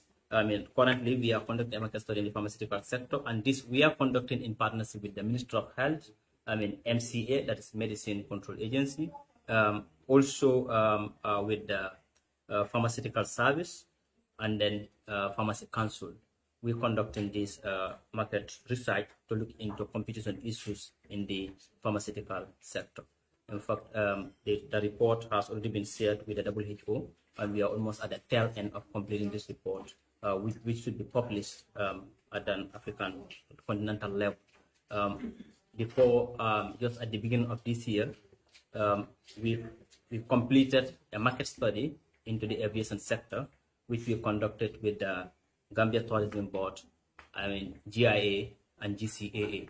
Currently, as we speak, the outlook of the Gambian aviation sector is published at the continental level among other countries like South Africa, Botswana, Kenya, and others in one booklet, where if investors are interested in the Gambia's aviation sector, they can just have that as a one-stop shop. But also we've identified some competition issues which we've shared with those sector regulators.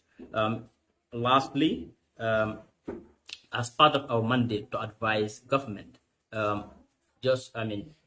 the beginning of this year, the Commission has also issued an advisory to Gambia Port Authority and GRA through a complaint, because as I indicated, we do receive complaint from businesses who felt that they have not been treated fairly and in line with our mandate. After conducting the research, our market investigation, we found out issues, and these issues, as per our mandate under the Competition Act, which is Section 15I, we issue an advisory to the Gambia Port Authority and also GRA. And thank God, our bilateral with GRA, like the Ministry of Agriculture, they also welcome the findings of our investigations, and also promise to implement all the recommendations of the Commission to ensure that there is competition within the sector. I should do it. I thank you very much. I will rest this here. Thank you very much. This Ukraine COVID issue is really affecting the nation, and I think we should also try and make a lot of strategies to improve, because we cannot really rely on that. Who knows? May God forbid something else may come up. So how do we expect Gambia to move on? I think we can find strategies. And then also the comparison between our local market and international markets is key. Definitely, I think you Gccpc need to speed up on that, at least to do more study tour on the international markets for comparison of prices, also for Gambia to move forward. And also this cement market investigation, there was a time that Senegal, cement was coming up from Senegal, coming into Gambia. And this is really affecting our vendors in terms of cement business. And I think you look more into this. I know you've been working on it, but I expect you to work more on it. At least the people of our nation can build more cement houses rather than muddy houses. I want to build a mansion of those on cement. Thank you very much. That was a very good presentation, and we hope we'll see you again, at least for more discussion. Madam Chair, before we move, yes, like what the himself said, they are constrained with resources to go beyond. So in that area, we need to adjust, because we are all guardians, and also we are also concentrating. So please speed up and you go beyond the camera. There are constraints to places like you and the others. So that's an appeal. So you please double up your efforts. Okay. All right, Honorable Tumani, Honorable Kora, rather, thank you very much. Can we, since time is against us, can we hear from Tgsb as well? Please, So we have one last from the digital department to tell you what we are doing with SSL. Okay, I think I'll give him at least. Let's share the time. We have only 14 minutes, so I'll give him 6 minutes or 3 minutes maybe at least. Yeah, so that at least we can hear. We can hear, from Tgsb. Thank you very much, Madam Chair. I think what I intend to discuss here has already been talked about by my Honorable DPS and Director Bojang. Currently, what we have on our work plan is to review the acts, because we will all understand that the department that we have at the Commission on the legal side is an infant department. Virtually, it is not more than 1 month. So how we work is normally we support the Competition and Consumer Protection Department in implementing their efforts. So what we have on our agenda, as it is now, is to review the acts that we have at the Commission, and also to have tribunals in other regions of the country. Like DBS, Jamme said, and Bojang, under the essential commodity, it is jointly administered by us and them, but we do the enforcement.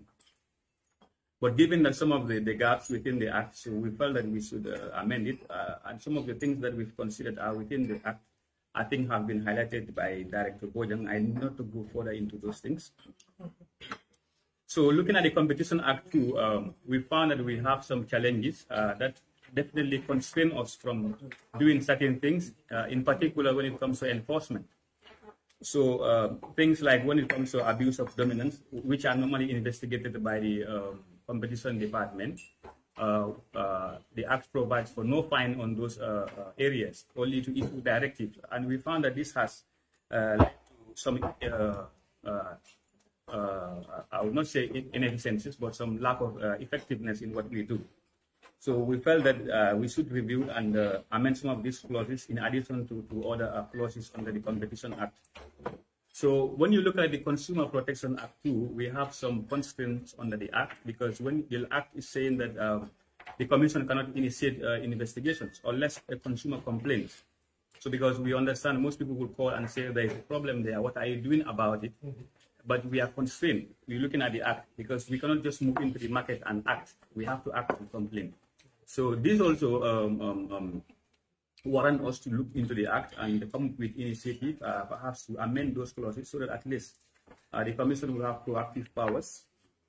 When issues are on the market, we can act on our own initiative without complaints. I think these are a few things under the Act. When it comes to the tribunal, as mentioned by Mr. Njai, we have only one tribunal at Bundum, and the Act requires us to have tribunal in all administrative regions of the country. So we've looked at it based on the constraint that we have. We felt that we should have one in Brikama because of the population rise and the number of complaints we are receiving from West Coast.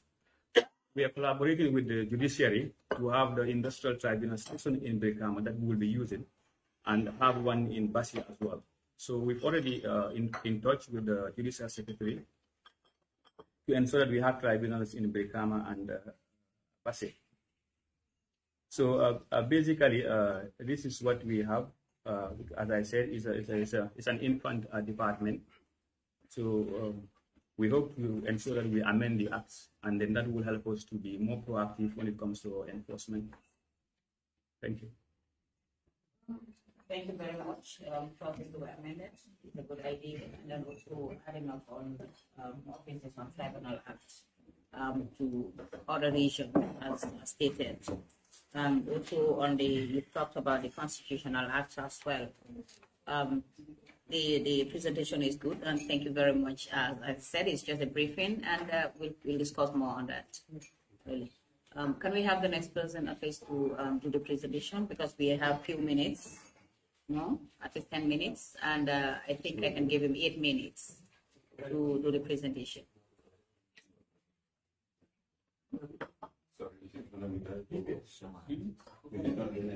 No, you can come last. Just summarize. You'll call again at least so that we can have more discussion. Mr. Jalo.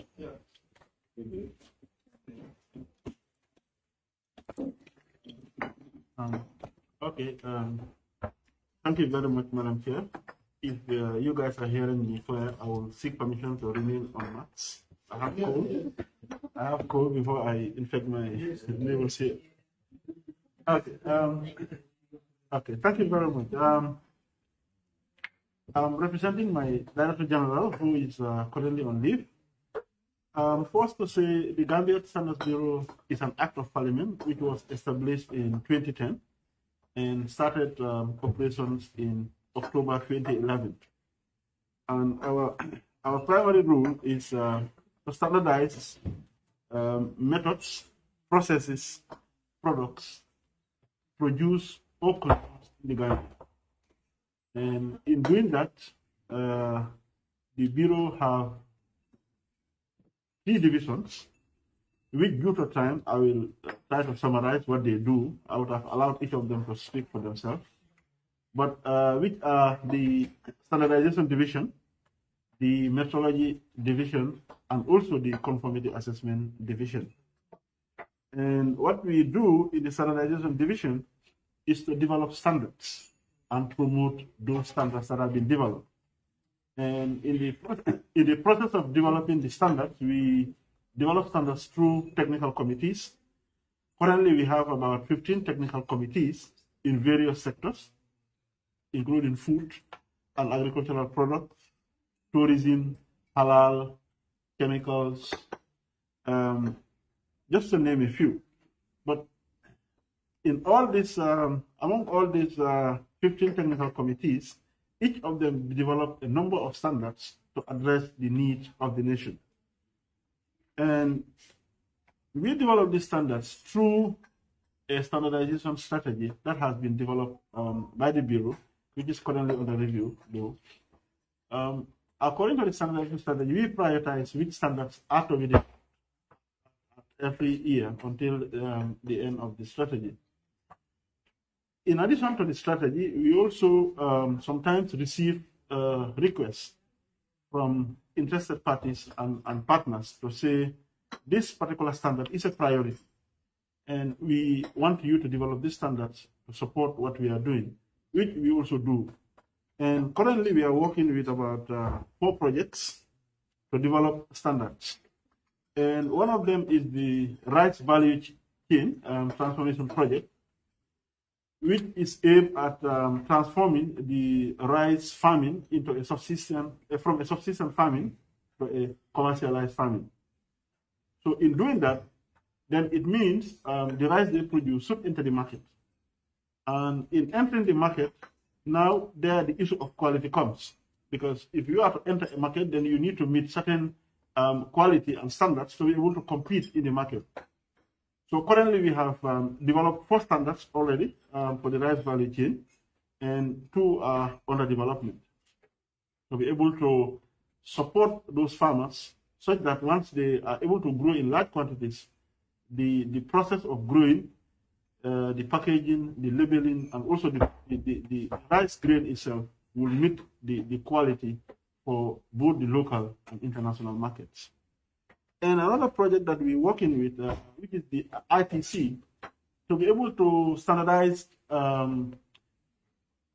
mud houses that we build locally here. That is to develop standards on compressed stabilized art blocks.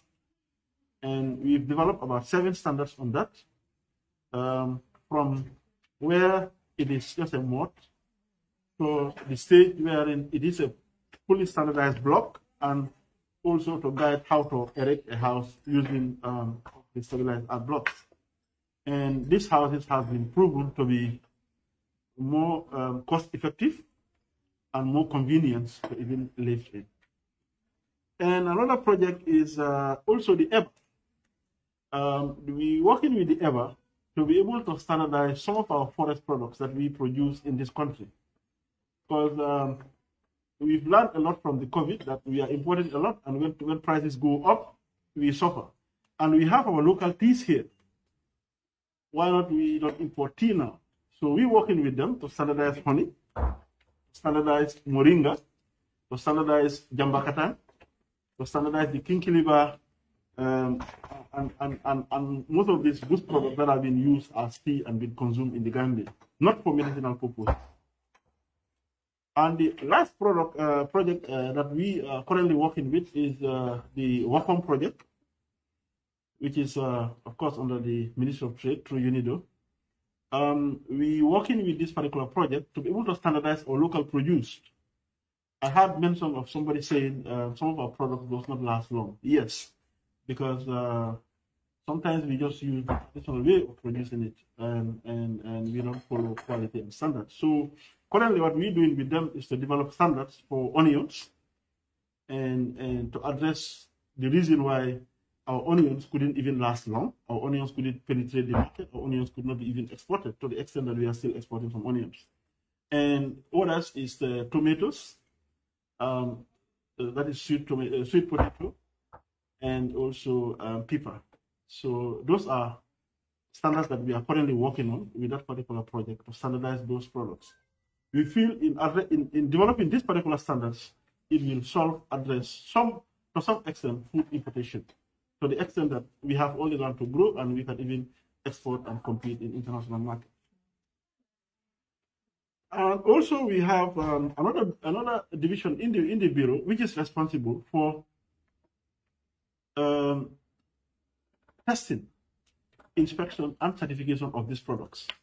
So all these products that we are saying, if the standard division will develop the standards, the standard development will train them on how to use the standards and guide them.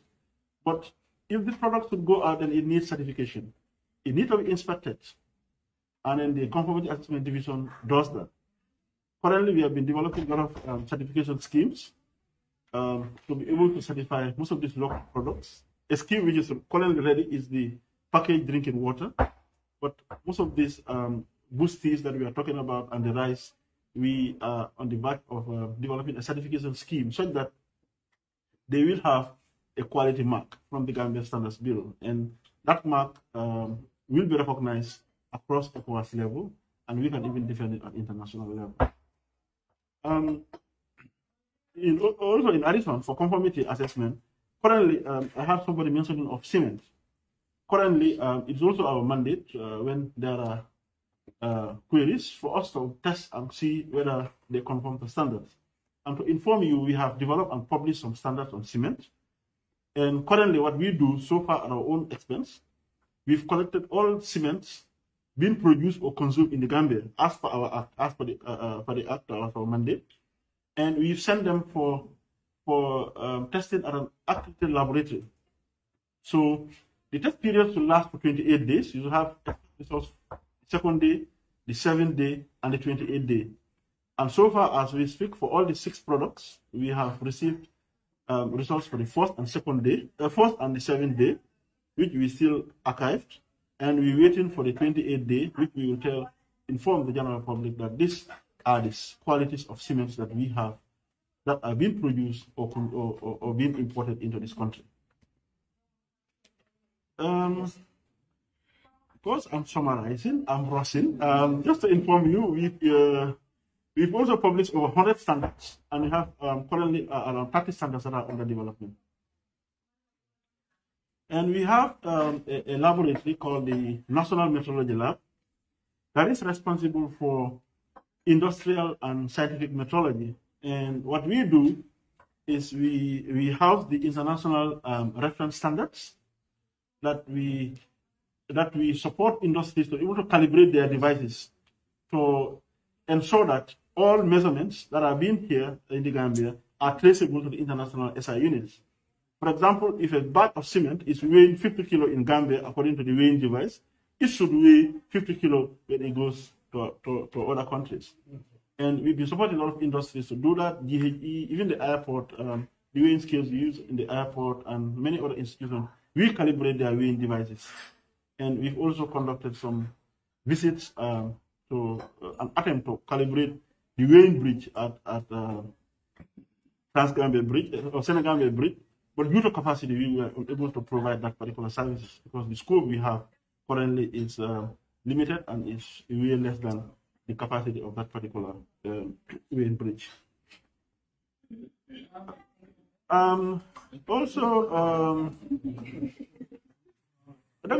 Yes, I'm wrapping up. Finally, I'm just going to, we are members of international bodies. Of course, sometimes we have challenges of paying subscriptions. And some of the opportunities we have is, which I feel, even you in the National Assembly can help, is we can at some point win ourselves to say we are okay with subventions. But there are a lot of things that are pending, and they are pending mainly from our end here. And one of them is the amalgamation of the Weights and Measures Bureau to the Gambia Standards Bureau. Of course, I have to thank the PS and his team for the tireless effort to get that done, but it's still stalled.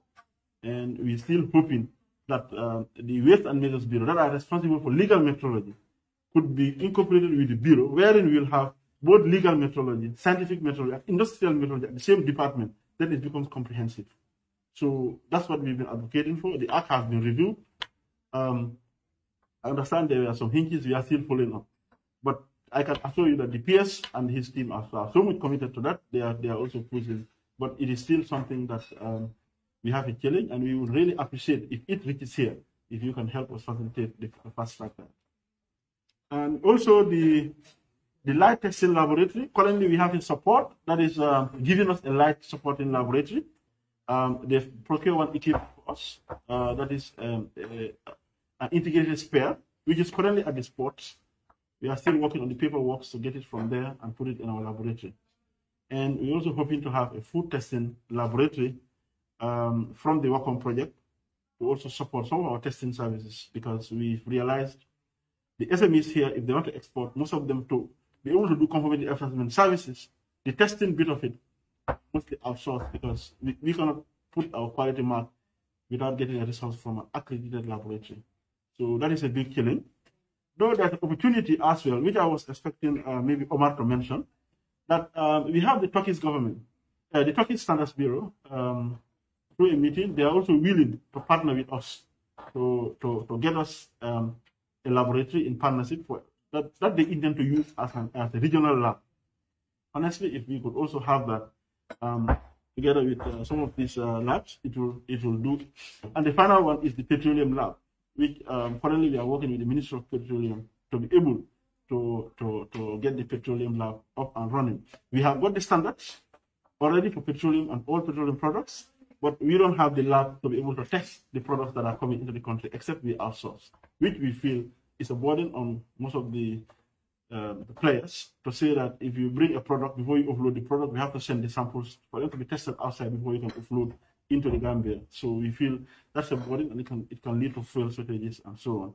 So in summary, that's our submission. Thank you very much. You talk about the right value chain, the ITC to develop standard, and then also the EBA project and so on and so forth. With the EBA project, which standardized the honey and the jambakatang, I think that of jambakatang is very, very interesting. And obviously, we have to work on that, because we have a lot of jambakatang in the country, especially from the provinces area. And I think this you can easily have anywhere within the region, even on the highways also. So also with the Bureau, possible for testing and responsible for testing and certification is also key. And you've also talked about the packaging of drinking water, and also the standard of cements. We've also talked about the national methodology labs and the Senegambia Bridge. The Senegambia Bridge, there is an issue. I think when we come next, we will talk more about that, because with Senegambia Bridge, Gambia is receiving SEPA, and this is a problem. This is Gambia. We are using Dalasi. We are not using CFA. We are not French. We are English country. Really, receiving CFA in our country, even you can find this even at our Lumos. You know, like the neighboring villages from like Kaur, neighbor to Senegal.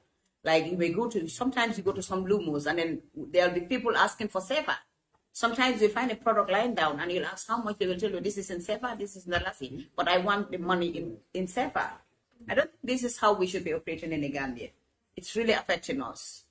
So, so far so good. It's a very good presentation. I know it was not a presentation initiated, but then this was just a briefing, but yeah, it has gone beyond a briefing, and you can all see the interest that we've built in this committee. So trade is a very, very important area, which I guess Gambia, as I said, Gambia is sinking every day because of trade. So I think we can work together, the National Assembly member and the Minister of Trade, at least to improve on many things with regards to trade in our country. And Guy. My name is Modou Lamin Sow. I'm the Director of Investment Promotion and Facilitation. I'm representing the CEO, who is on annual leave, as I mentioned earlier on. We had a short notice, so I'm representing him here with the Director of Export, Carlos Gomez. So our presentation will be as brief as we can, given the short notice that we have. The Gambia Investment Export Promotion Agency is mandated to undertake three things. One is investment promotion and facilitation. And the other is export promotion and facilitation, enterprise development, and the fourth pillar, as we like to call it, is advocacy. Advocacy for better business environment. So we came into existence through the Giepa Act, and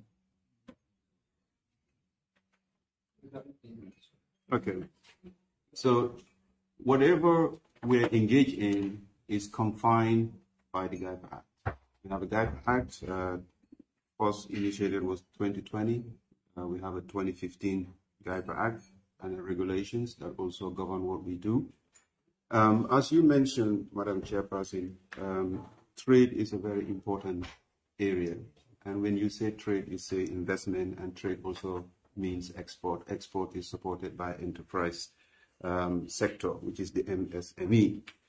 The personnel that you have in front of you here today, I would rather say are the engine for the economic growth of the country, particularly the growth of our GDP. So you find that what we do actually is very impactful in terms of job creations and value additions. So apart from the Giepa Act and regulations, we have other regulations that we work with. Recently, we worked with the Ministry of Trade to come up with the AGOA regulations, which is market access opportunity for us to export to the United States. So we implementing that, and also we're working on the Enterprise Development Fund as well, regulations. So with these sets of legislative instruments, we work mostly on implementing projects, because we are the implementing arm of the ministry. Our line ministry is the Ministry of Trade. We're very active in terms of the special economic zones, which we have now identified and located around the country, 6 of these. Second half of my presentation will be done by the Director of Export, who would speak more on that area. With the Giepa Act and with the mandates that I have mentioned, we are also responsible for administering investment incentives to incentivize investors to invest in the priority sectors of our economy, which is identified in the Giepa Act. We do a lot of advocacy work. We direct all our advocacy efforts to the ministry to ensure that we have a better business environment, or a more conducive business environment, or a competitive business environment. As per the Act, we are meant to be the gateway for investments and investors coming into the country. And our role is to be supporting partners. So from promoting, attracting, facilitating, we also ensure that we monitor and give aftercare. So you find that once investment is generated within the country, or FDI, foreign direct investment, that comes in, we tend to accommodate the investment throughout. And our level of engagements will differ from promoting, attracting, facilitating, monitoring, and aftercare. The priority sectors basically are numerous, about 11 of them. In a nutshell, anything that is not a value addition is not part of the priority sectors. My department, which is the Investment Promotion and Facilitation Department, we also work collaboratively internationally and nationally. For example, my colleague director mentioned about the current work we're doing with the AFCFTA, the investment protocol negotiation, which is currently going. The investment protocol will be an agreement that will overshadow us. Basically, all the African states have to operate through this protocol. So it's a very important protocol, and there are several of these protocols that are currently being negotiated, mentioned by several directors from the Ministry of Trade. But what you find is that Giepa is a professional institution. We're in the forefront. They develop policies, we implement it, we're in forefront in terms of working to develop and to encourage investments and employment within the economy. Nationally, I'm just citing a few examples just for you to know what we do on a day-to-day basis. We're very active also in providing professional experts in relations to joint economic agreements. Currently, we're negotiating economic agreements with few countries, and you'll find that the institution, the agency, is very active. And almost all major PPP projects in this country, you find that Giepa is involved in facilitating those investments. And we work hand in hand with a lot of institutions, particularly with the Ministry of Petroleum. We've worked with them very closely, and recently with the Ministry of Agriculture, with the giraffe projects and root projects that they have, and undoubtedly, obviously, with our line ministry. But again, you find that because of our mandate is so cross-cutting across all government ministries, departments, and agencies, you find that we have a role to play, basically, in all those areas. And that's why the institutions have to stay professional and give capacity to ensure that we're able to represent. So we sit in various technical committees, government technical committees, as advisor to government as well. In the Giepa Act also, we have something very similar to the National Business Council, which is the Gambia Competitive Improvement Forum, which we are about to launch. It's supposed to be the ultimate platform in ensuring that all the economic actors in the country comes onto that platform to ensure that we have not only a very conducive business environment, but also competitive. Competitive in the sense that we need to be competitive with our neighboring countries. It's been mentioned here that we are losing a lot of grounds in relations to countries that surround us. So when policies are created, we are the ones that implement it. Implementing means resources, and I think any institutions that sits here will tell you we are resource deprived.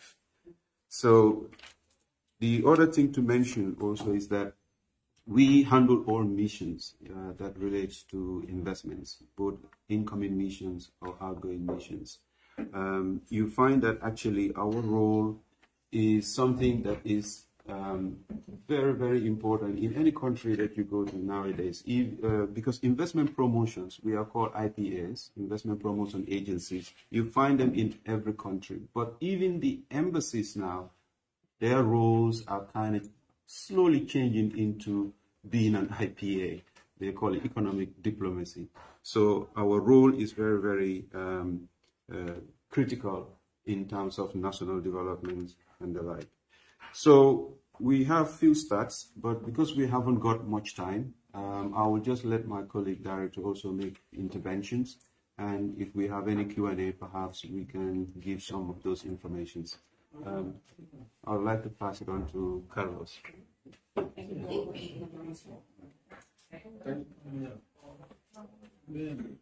Thank you, Mr. So. Thank you, Madam Chair. I'm the Director of Export Promotion and Facilitation. Just want to throw a few additions to what Mr. Song said. At Giepa, as he said, we have 3 key mandates, and then one of them is export promotion and facilitation. It talks about special economic zones, which are very important, because we realize that you cannot promote investment without land available, because we have issues when investors come. Access to land is a problem. So we thought it wise. We worked with our line ministry, the Ministry of Trade, conducted a countrywide tour. We met all the governors to see if we can have bankable lands for investment. Unfortunately, we were able to secure a land in only one region, that is in LRR, where we secured about 3 sites. We're working on documentations to finalize the LRR. But nevertheless, we are still pushing. As we speak, the governor of North Bank have just given us 100 by 100, because our aim is to have a one-stop shop in all the regions in terms of investment promotion, MSME promotions, and exports. So the special economic zones that we have in LRR, we also have the Pinoy Agricultural Platform. I don't know, most of you may be opportune to hear about it. This is a project that has been launched, and it's sponsored by the Annabelle project. We're going to build an agro-processing center there, where we have cold store in order to help our women and those who are into horticulture. This is an Annabelle sponsored project. And, the aim is to construct a cold store where Giepa is going to manage the project and then sublease it to a contractor, a big player in the horticultural sector, like the GHEs, the Rapins and stuff. So that is about the special economic zones. We also have at the export promotion department, we just recently launched the National Export Strategy 2021-2025. And the strategy is supported by the Commonwealth Secretariat. And the strategy comprises of key 6 sectors that we think, if we develop these sectors, then it will help increase the economy. We have the 6 sectors includes the light manufacturing sector, the tourism sector, the fisheries sector, the cashew sector, groundnut sector, and then horticulture and agro-processing. So after the launching of the National Export Strategy, the Commonwealth Secretariat decided to give a technical assistance to Giepa through the Ministry of Trade. So as we speak, they're trying to develop a tourism destination product. Let's say we're working with the Gambia Tourism Board to develop a destination video for Gambia, because according to the tourism sector, the ones they have was an old one, so they need a new one. So Commonwealth Secretariat, presently they are on the ground doing the shooting. They're going to develop a destination video for the Gambia. Again, they are developing product profiles for us, product profiles in all the sectors that I mentioned. You realize that most of the time you go to expos or trade fairs, then you will see that you are going with old materials, that the investment guides and other product profiles, they are so old. The informations there are archaic, they are very good. So as we're speaking now, Commonwealth is helping Giepa to develop product profiles in different sectors. And again, they also helping us develop an e-market platform. This e-market platform will help our entrepreneurs when it comes to online buying and selling. So they hired an Indian consultant who was here last week, and he met with different stakeholders to see to it that at least we develop an e-market platform that will help our business when it comes to online buying. That is on the Commonwealth National Export Strategy. And he talked about AGUA. The regulation is being, we work with trade to develop a regulation. And then we also work with the International Trade Center, that is the ITC. We have a program that we call the Export Advancement Program. This program is geared towards helping women entrepreneurs, those who are into food and beverage, and then fashion and apparel. So as we speak, we trained more than 40 businesses. Unfortunately, they are all women, and there's no man employed. There's no man. No, we send the advertisement, but no man applied. Sorry, unfortunately. Say I should be unfortunately.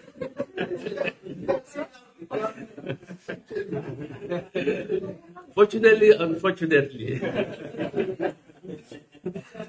So none of our men entrepreneurs applied. They were basically women, but I have to really congratulate them because all the 20 in the food and apparel, 20 in the food and beverage, 20 in the fashion and apparel, went through 9 months intensive training with the International Trade Center. They hired a consultant who came and then took them through. And then, for your information, one of our trainees just won an award in the just recently OIC trade fair in Dakar. It was nominated as the best entrepreneur throughout the trade fair. So, I mean, those are some of the things we're working on. And again, we tried to revitalize hide and skin, because in one of our visits to Abuko, we realized that we have trucks and other big trucks being loaded to Senegal and Ghana. Yeah, when we made inquiry. So what we did is we went through, we undertook a countrywide tour. We went through all the abattoirs in the country, and then came up with a concept note that we actually, after developing it, we actually work with the investment promotion. And what they're doing is, if they are going for their outward mission, or if we have inward mission, then we sell this concept to them. Because what we want is, we have a lot of hides and skin that are taken away to Senegal and Ghana, either for consumption or for processing. So we want to revitalize that. We have that concept, and all the statistics are there. So, and it's also in our website. Whoever is interested can go there and see. And recently, we conducted an export forum, because we have a lot of issues when it comes to our exporters, especially those in the horticultural sector, because as we speak, I think all of them are exporting through Senegal. My colleagues from Ministry of Trade make it clear here. The port congestion and all other issues were the major issues that they were raising, some extra charges and stuff. But they will tell you that it's better for me to export through Senegal, although it's a bit expensive, but it's faster, because we all know horticultural products are perishable. They cannot stay for 2 weeks and stuff. So we conducted a forum. We have developed a report on that, and then it is shared among the senior government officials for them to take a step. And then last but not the least, we have just conducted a countrywide tour in order to gauge all the businesses in doing business in Gambia, because we all know our ranking when it comes to doing business is very poor. So the Enterprise Support Department went throughout the country to engage all entrepreneurs and big businesses to gauge their views about doing business. What are the issues? You know, we have a lot of issues that they raise. Electricity is an issue, land is an issue, multiplicity of tax are issues. So the report is, we're working on the report, and then immediately after the report, we have a stakeholders forum that we're going to invite relevant institutions, government institutions, and private sector, so that our doing business in the Gambia, if we can make improvement. So thank you very much. Thank you very much. And first of all, congratulations for providing training for our own women. And also congratulations to the woman who has just been awarded. We're hoping to have more this time. And also thanks for providing cold stalls in some regions for our women who does horticulture in any way. Thank you very much. I would say for a presentation, actually, we said just briefing, at least to get familiar to each other, but we've gone beyond that. So you see how important, as I said, how important trade is. And definitely the Gambia is relying on you guys, the Minister of Trade, and of course with other institutions like Giepa, Tgsb, and Gccpc, and any other institution that may work with who works with the Ministry of Trade, rather. So on that note, thank you very much. We've had a lot. One institution more, right? Okay, yes. So okay, then we can hear at least a few words from them. We'll give you. Yes, thank you. Thank you very much. It's unfortunate. We seem to be one of the first institutions to enter, but we are the last to be given. Right. Thank you. Like all other institutions, Tgsb was created. It's a regulatory institution that was created by an act of parliament. The mandate specifically is to regulate weighing and measuring devices throughout the country. Essentially commercial weighing and measuring devices. So to be able to effectively implement, the mandate of the Bureau, the office has established regional offices. It is operating 4 stations. We have an office in Banjul, one in Serekunda, there is one in Basse, and there is one also in Farafenni. Because with issues, they are daily issues, and these are things that we have to grapple with on a daily basis. Whether you visit the markets or not, you are one way or the other affected by what is happening, out there. So what weights and measures does is to regulate weighing and measuring instruments through periodic, verification of instruments. This is to ensure that instruments are accurate and they are fit for purpose, so that both players, that is buyers and sellers, are not disadvantaged during the course of transactions.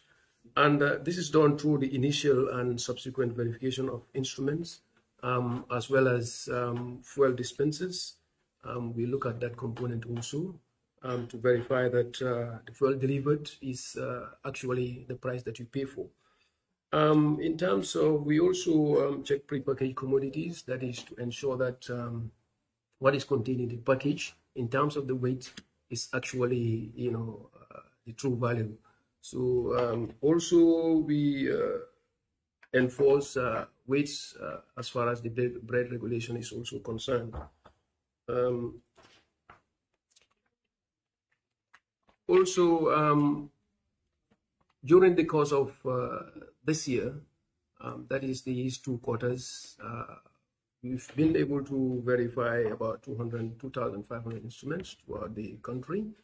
And, you know, in terms of fuel dispensers also, we've been able to verify 216 fuel dispensers. That is over 40 fuel stations. One thing I wanted to mention is that in terms of weighing and measuring devices, you know, there are always permissible errors, you know, in terms of, you know, measurements. So because in terms of fuel dispensers, you would have, you know, if you're using, you know, capacity of 20 liters, then the error margin should not be more than 100 milliliters. That is about 0.5% of the quantity. So it varies. In terms of weighing and measuring device also, you know, the same trend continues.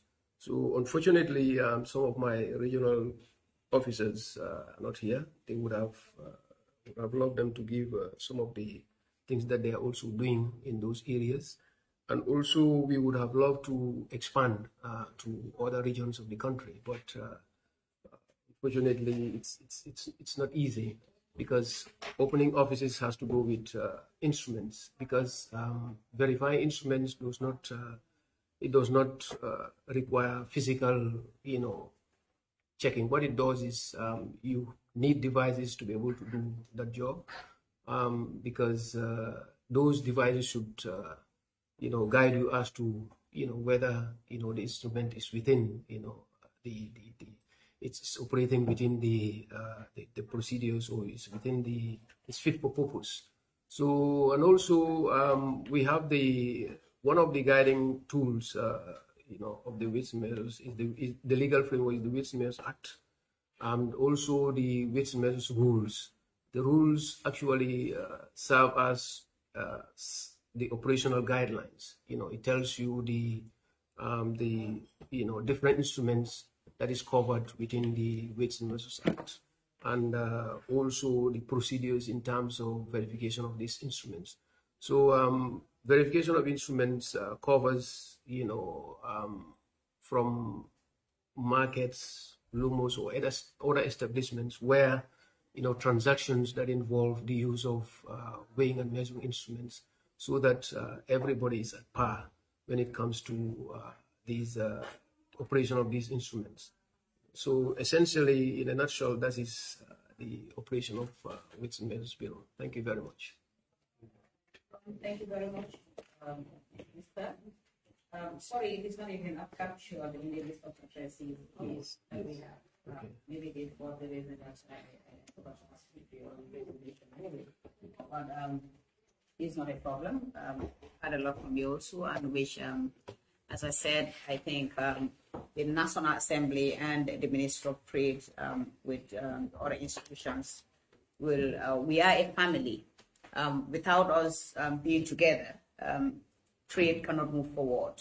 And without trade moving forward, it means the Gambia will sink every day. And may God forbid, this is not what we are praying for.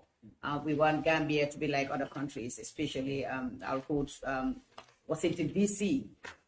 This is our aim, for Gambia to be like that. And may Allah do that, inshallah. So thank you very much for the wonderful presentations. And can we... Sorry? Giving us 1 minute. Yeah, can we... Yes, exactly. That's what I wanted to do.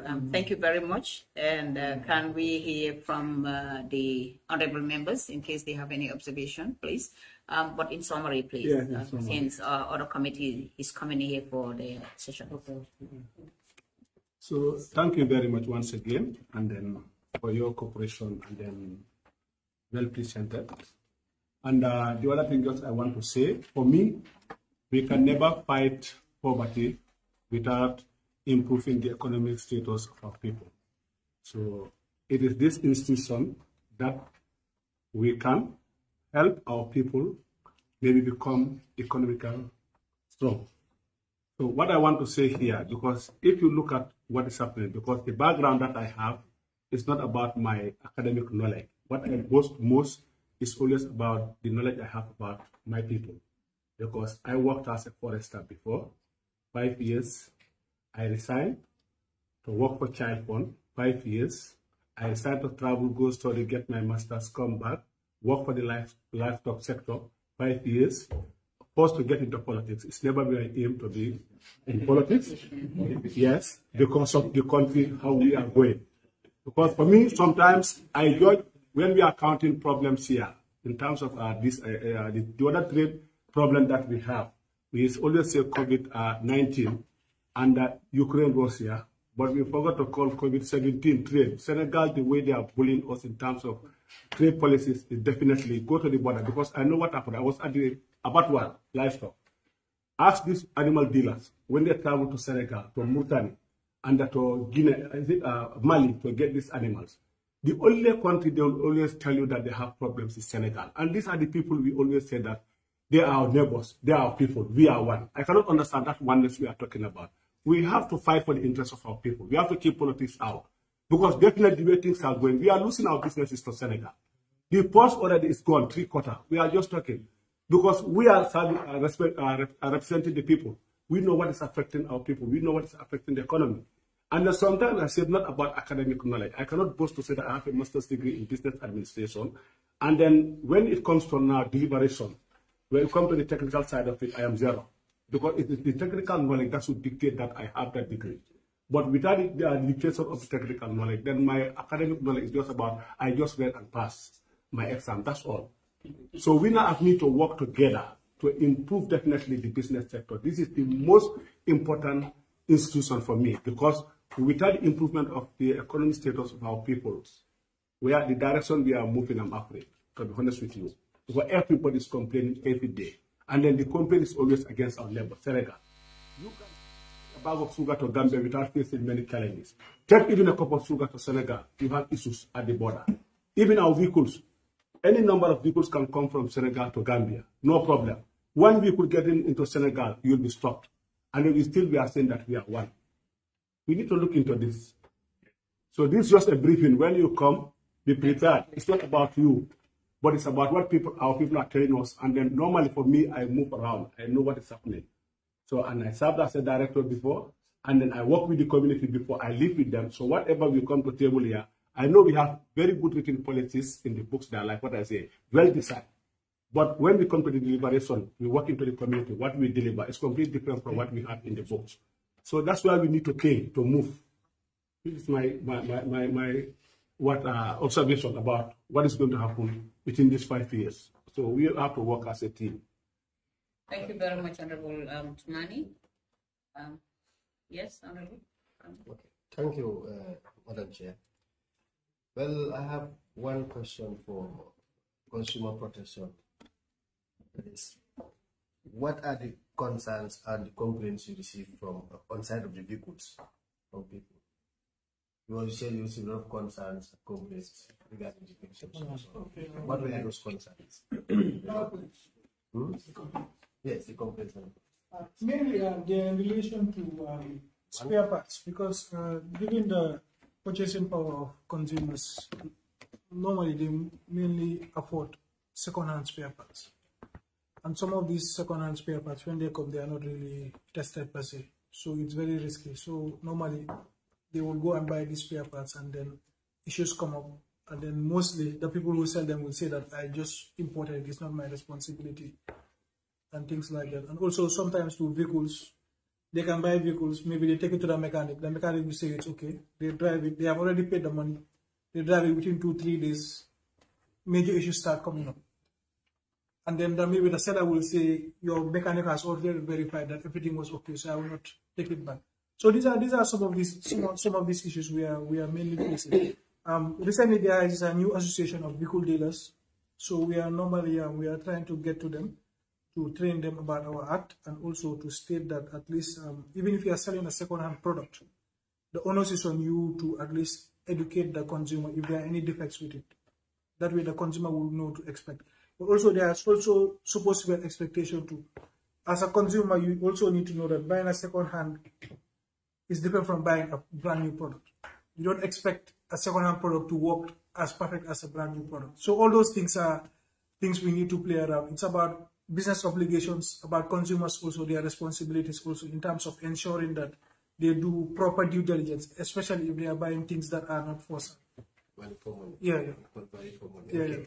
this department, is it meant for Greater Banjul area or it's meant for because what I'm seeing, it's not funny, but it's not funny. Because I can assure you, the 3/4 of your complaints you receive is only around Greater Banjul area. Or even more than that. Just let me. Because if you go around LR down, UR around so on, they are not aware of this institution in place. Consumer protection. You understand? So, and it's an institution here to serve Gambians. It's not meant for one portion of the population. So, what mechanism are you using or tools you are using to make sure everybody knows that this institution is existing? I think like the director of legal has stated, we just had a meeting, I think just about 3 weeks ago, with the judicial secretary. Because what we want is now, there are already other tribunals in these other regions. So instead of hiring new people, we would use those specific tribunals and the panel members to train them on our act. That way it can start. Because before we wanted to actually set up fully, but now that since there are adequate structures there, we just train them and then we move. It's something we have been dealing with, but we have to also know that the tribunal itself is not under our jurisdiction. It's under the judiciary. Excuse me, you don't answer my question. This is about the legal aspect of it. It's about the coverage and the benefits or what how do you the benefits. Regional office. Regional office. So what the legal man is saying, they want to take it across the board. Yeah. And before you talk about legal, there must be a consumption or a usage for you to be responsible. Or if there is no usage, there will be no legal binding. So if somebody is being faulty, that is time you go to the court or you go to the legal aspect.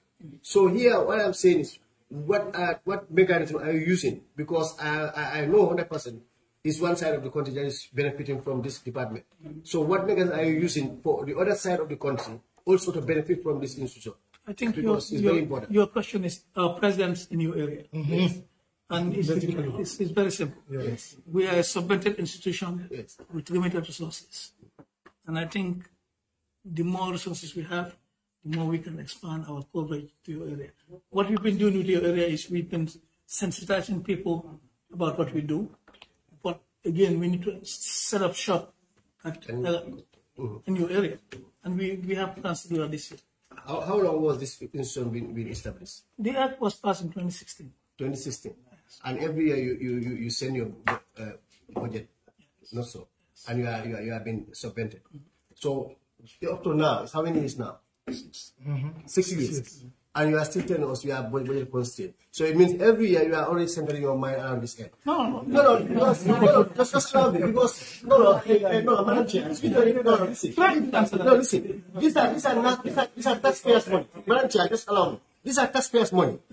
And every year you prepare a budget and the ministry is subventing you. So if you cover for the let's say 2-3 years around this area, because I know it will be on you put it on phases. Let's say phase 1 will cover Greater Banjul area up to maybe LR. Phase 2 will go to CRR, URR. Then phase 3 will go to NBR. You must center your strategy plan based on those areas. But you cannot tell me you prepare a strategy plan only on one side of the country. And these are taxpayers' money. So do you say every year, okay, they are now limiting the taxpayers to only Greater Banjul to pay their tax, other side not to pay their tax? No. So they are paid every year. So they should also benefit from what they are doing. So what I expect, at least you said the first year we are targeting this area. Maybe the next 2 years we are also targeting. What can I understand? Because wherever you prepare a strategy plan, there must be a long term and short term. So in my long term, we want to reach to this level. For the short term, we are at this level. But for the past 6 years, you are still at one place. Honorable, please. Sorry. No, Madam Chair, this is very important. And we want, with due respect, allow this area to be complicated. No, just allow me. This was given this amount from last year, and they don't utilize it. So they look at maybe Minister of Trade, their budget was under budgeted. And they are seeing certain important areas which they are important. So the one you cut from the other ministry, you can easily paste it to this ministry so that they can implement some of the programs that are very important. So those are the areas we think we can work as a team, as a family. Let me also tell you what we are doing with your regional governors, because we have a program that is centered just on them, and we've been actively working with them. Now, what he said with the judiciary is that we cannot set up a tribunal. We have to do it with the judiciary, and it has to be part of their plans for it to be located there. The reason we are doing it this way is that there's already a industrial tribunal in your area, and before setting up 2 tribunals, we decided that we're going to merge the 2, train it, and get value for money. So we have been present in your area. We are working with your governors. I mean, the regional. Yeah. You know, but again, I have to talk about the budget. No, let me also tell you. And let us also allow, sorry, let me also tell you, we have bring in inspection, and then I'll give 2 minutes. And also we do it ourselves. We go nationwide. All our policy advisories, we go to each cement store or nationwide, and then we do our research, and then we advise. Because when we advise, we don't advise based on Greater Banjul. We advise for the nation. And some of these issues we highlight even in our advice are issues that are affecting more of the regional issues than here, because they are completely different markets. So the fact that there is no tribunal does not necessarily mean that we are not actually doing these things. And when we go, we visit the governors, the area councils, and even train some of their members, their tag members on our policies and acts. Okay, thanks. Thank you. Thank you very much. One final question from Honorable Savali. Yes, thank you very much. And I'll give it 2 minutes, please. Okay. Well, question goes to, is it Mr. Gomez? No. Yes, you made mention of this hide and skin business that you want to take up. Yes. You are making some plans, and then you have done your studies and so on and so forth. But see, sometimes we are very good in making proposals and plans and whatsoever. But what are your plans on the sustainability? Because if you take this business from the people whom you know they are doing it as of now, and you want to take up the business, but later on, if the sustainability is not there, then still now there will be a problem. So how far have you gone on that? We realized that this hybrid scheme has been taken out of this country, and if you remember, there was a company that was doing it here, around just behind Abattoir. So, yes, it was taken. Now it is taken out. So we did a feasibility study. We went throughout the country, throughout the abattoirs, and get the statistics, the right statistics. So what I'm saying is, we are looking for right investors who will come in. If they are interested, then we will negotiate with them, and they can either establish a plant here, or they will be adding value to these schemes or something else. But Giepa itself, we cannot actually take any trying to say we are going to do that business. We did the feasibility study, we have the study, now we are selling it out to investors. Whoever is interested in the project, you come in and then do the, that's what I said. Mr. Savali, please. Mr. Honorable Kora, just 1 minute. Yes, thank you very much. I'm just going to send that on the Ministry of Trade. It has a lot of, there is a lot of need for coordination, because there are a lot of agencies that are under the portfolio of the Ministry of Trade, and there should be coordination, because if you look at the Gambia Standard Bureau, that is, they are standardizing our forest products. Okay, and when they have been standardized, of course they need to be sold out. So there, Giepa's role also will come in. So that coordination, the ministry should also be ready for that. I know you are ready for it, but you need to put up more effort into it. A simple question that I want to ask from the Giepa representative is, if somebody is interested, a foreigner want to invest, briefly, shortly, what does the individual need to do to come and invest in that? Thank you very much. That's a very important question you've asked, because many times when we have FDIs or foreign investors, and most of the time they are facilitated by Gambians, they think that they just need to run to ministries or ministers. Giepa is purposely created for this as an independent professional institution. And my advice is that any investment interest that you have, let them officially engage the Gambia government through Giepa by submitting an expression of interest letter or a proposal from the onset, and then we can start working that. But many a times it's exploratory, meaning I'm here, I just want to find out what's available, where I can invest.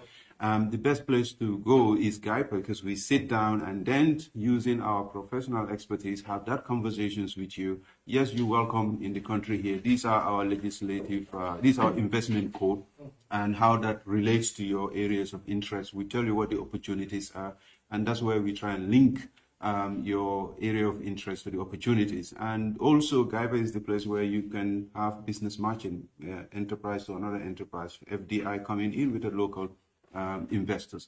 So we're the first port, gateway, and that's the place that you really need to come, because once we sit down, we then put the process, the ball rolling to ensure that that investment actually happens eventually. Thank you very much. Finally, please, this question will go to way and measures. Is this an institution or a department under the Ministry of Trade? Yes. Can you tell us, please? Yes. Yes. It's a department. It's a department. Reports to the Permanent Secretary.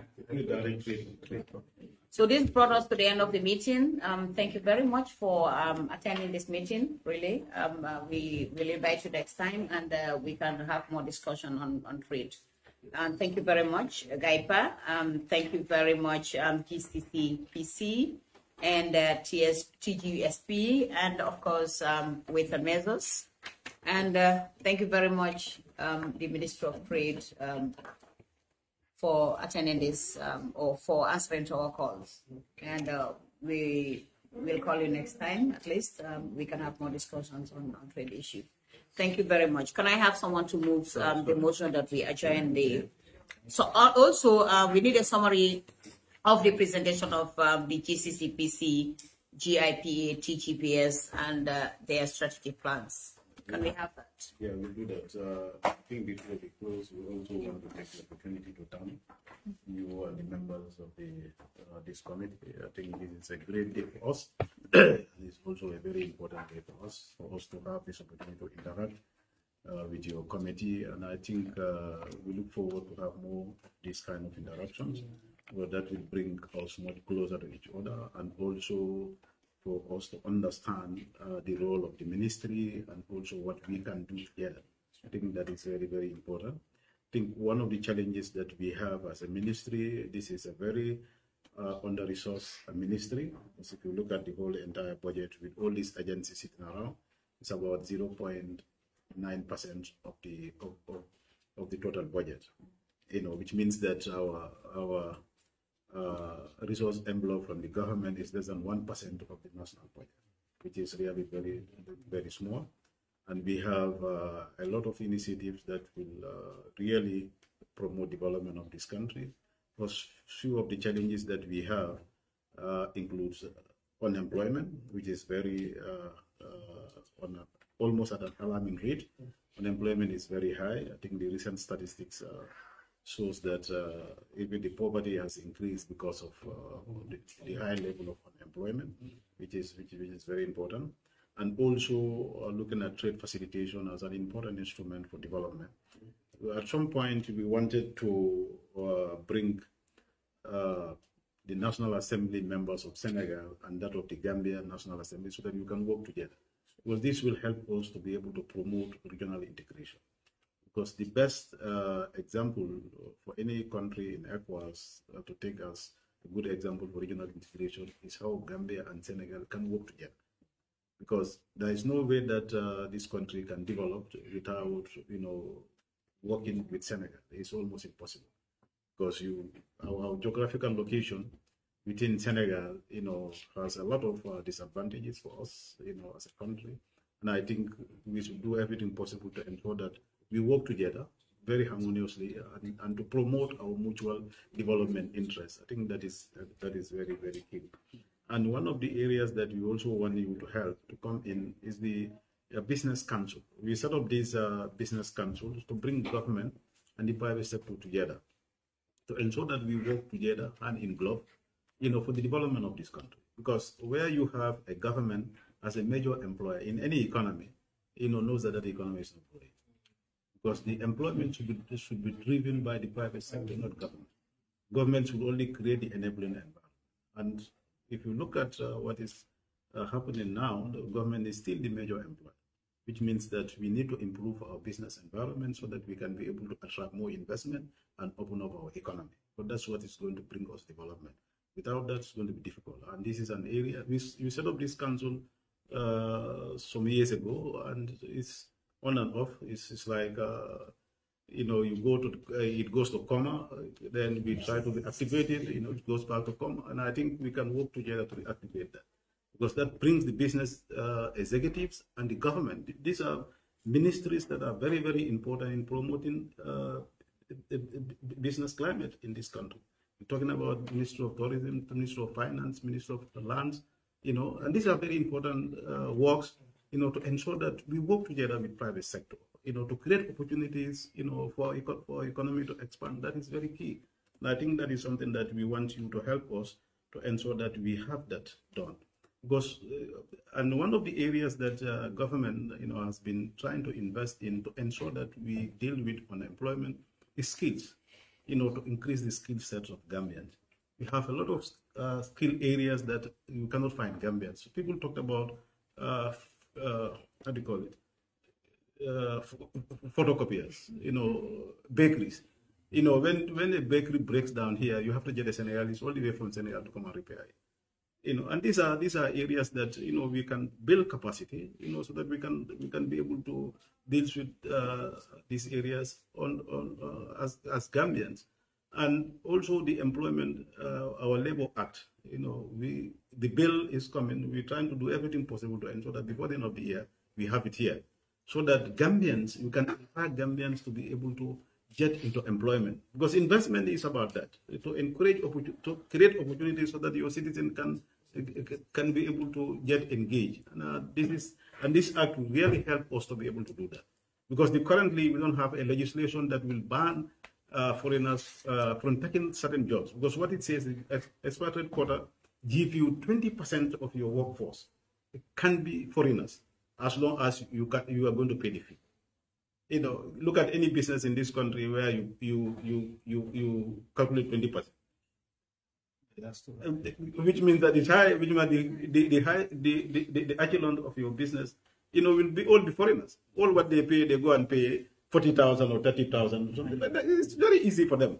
They can pay that and get that because you bring your brother, you bring your nephew, you bring your nieces and give them employment.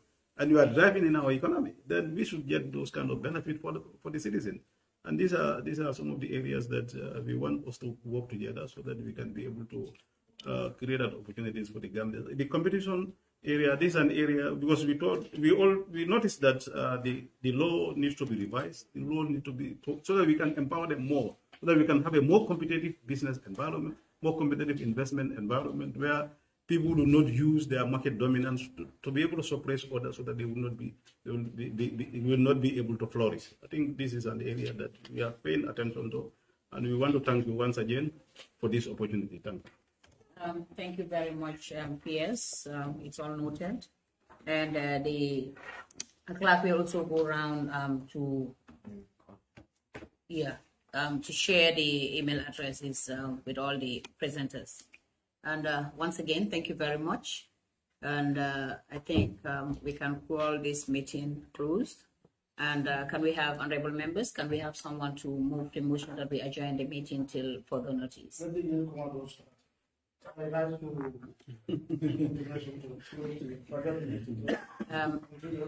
Seconded by?